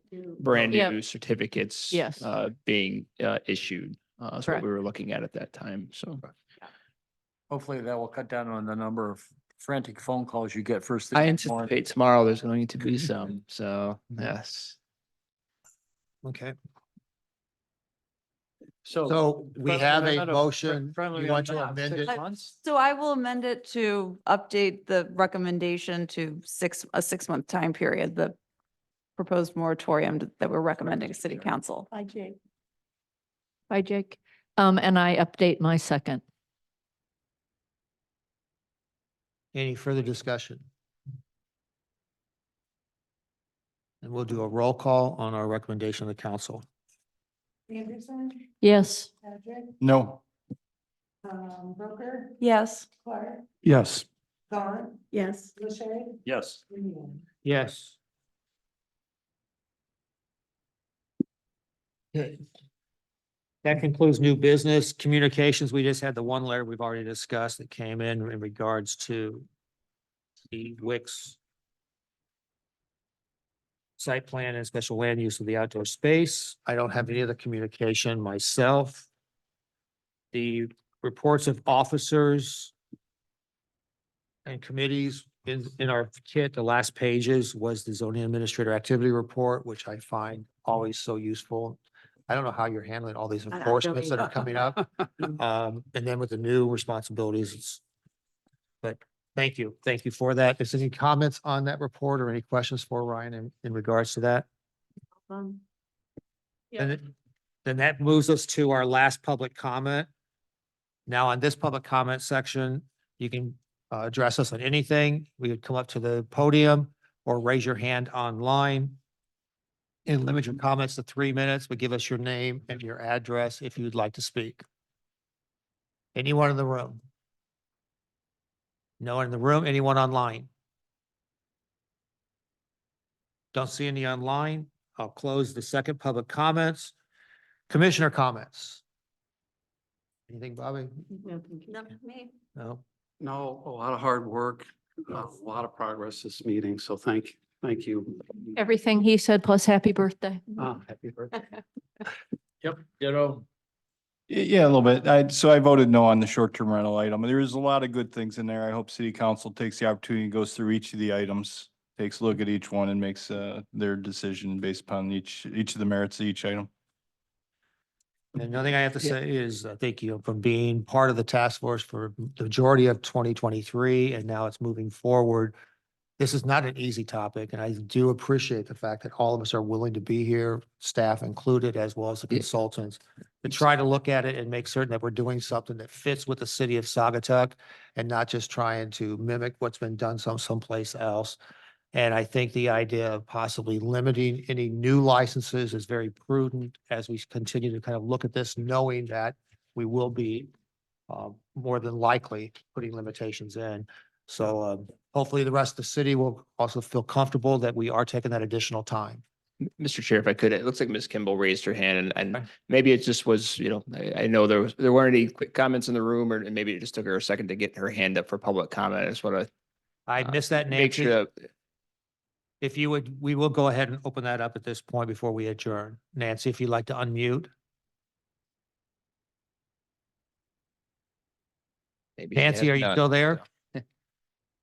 Maybe she fell asleep and her hand just happened to That could hit. be, so, okay.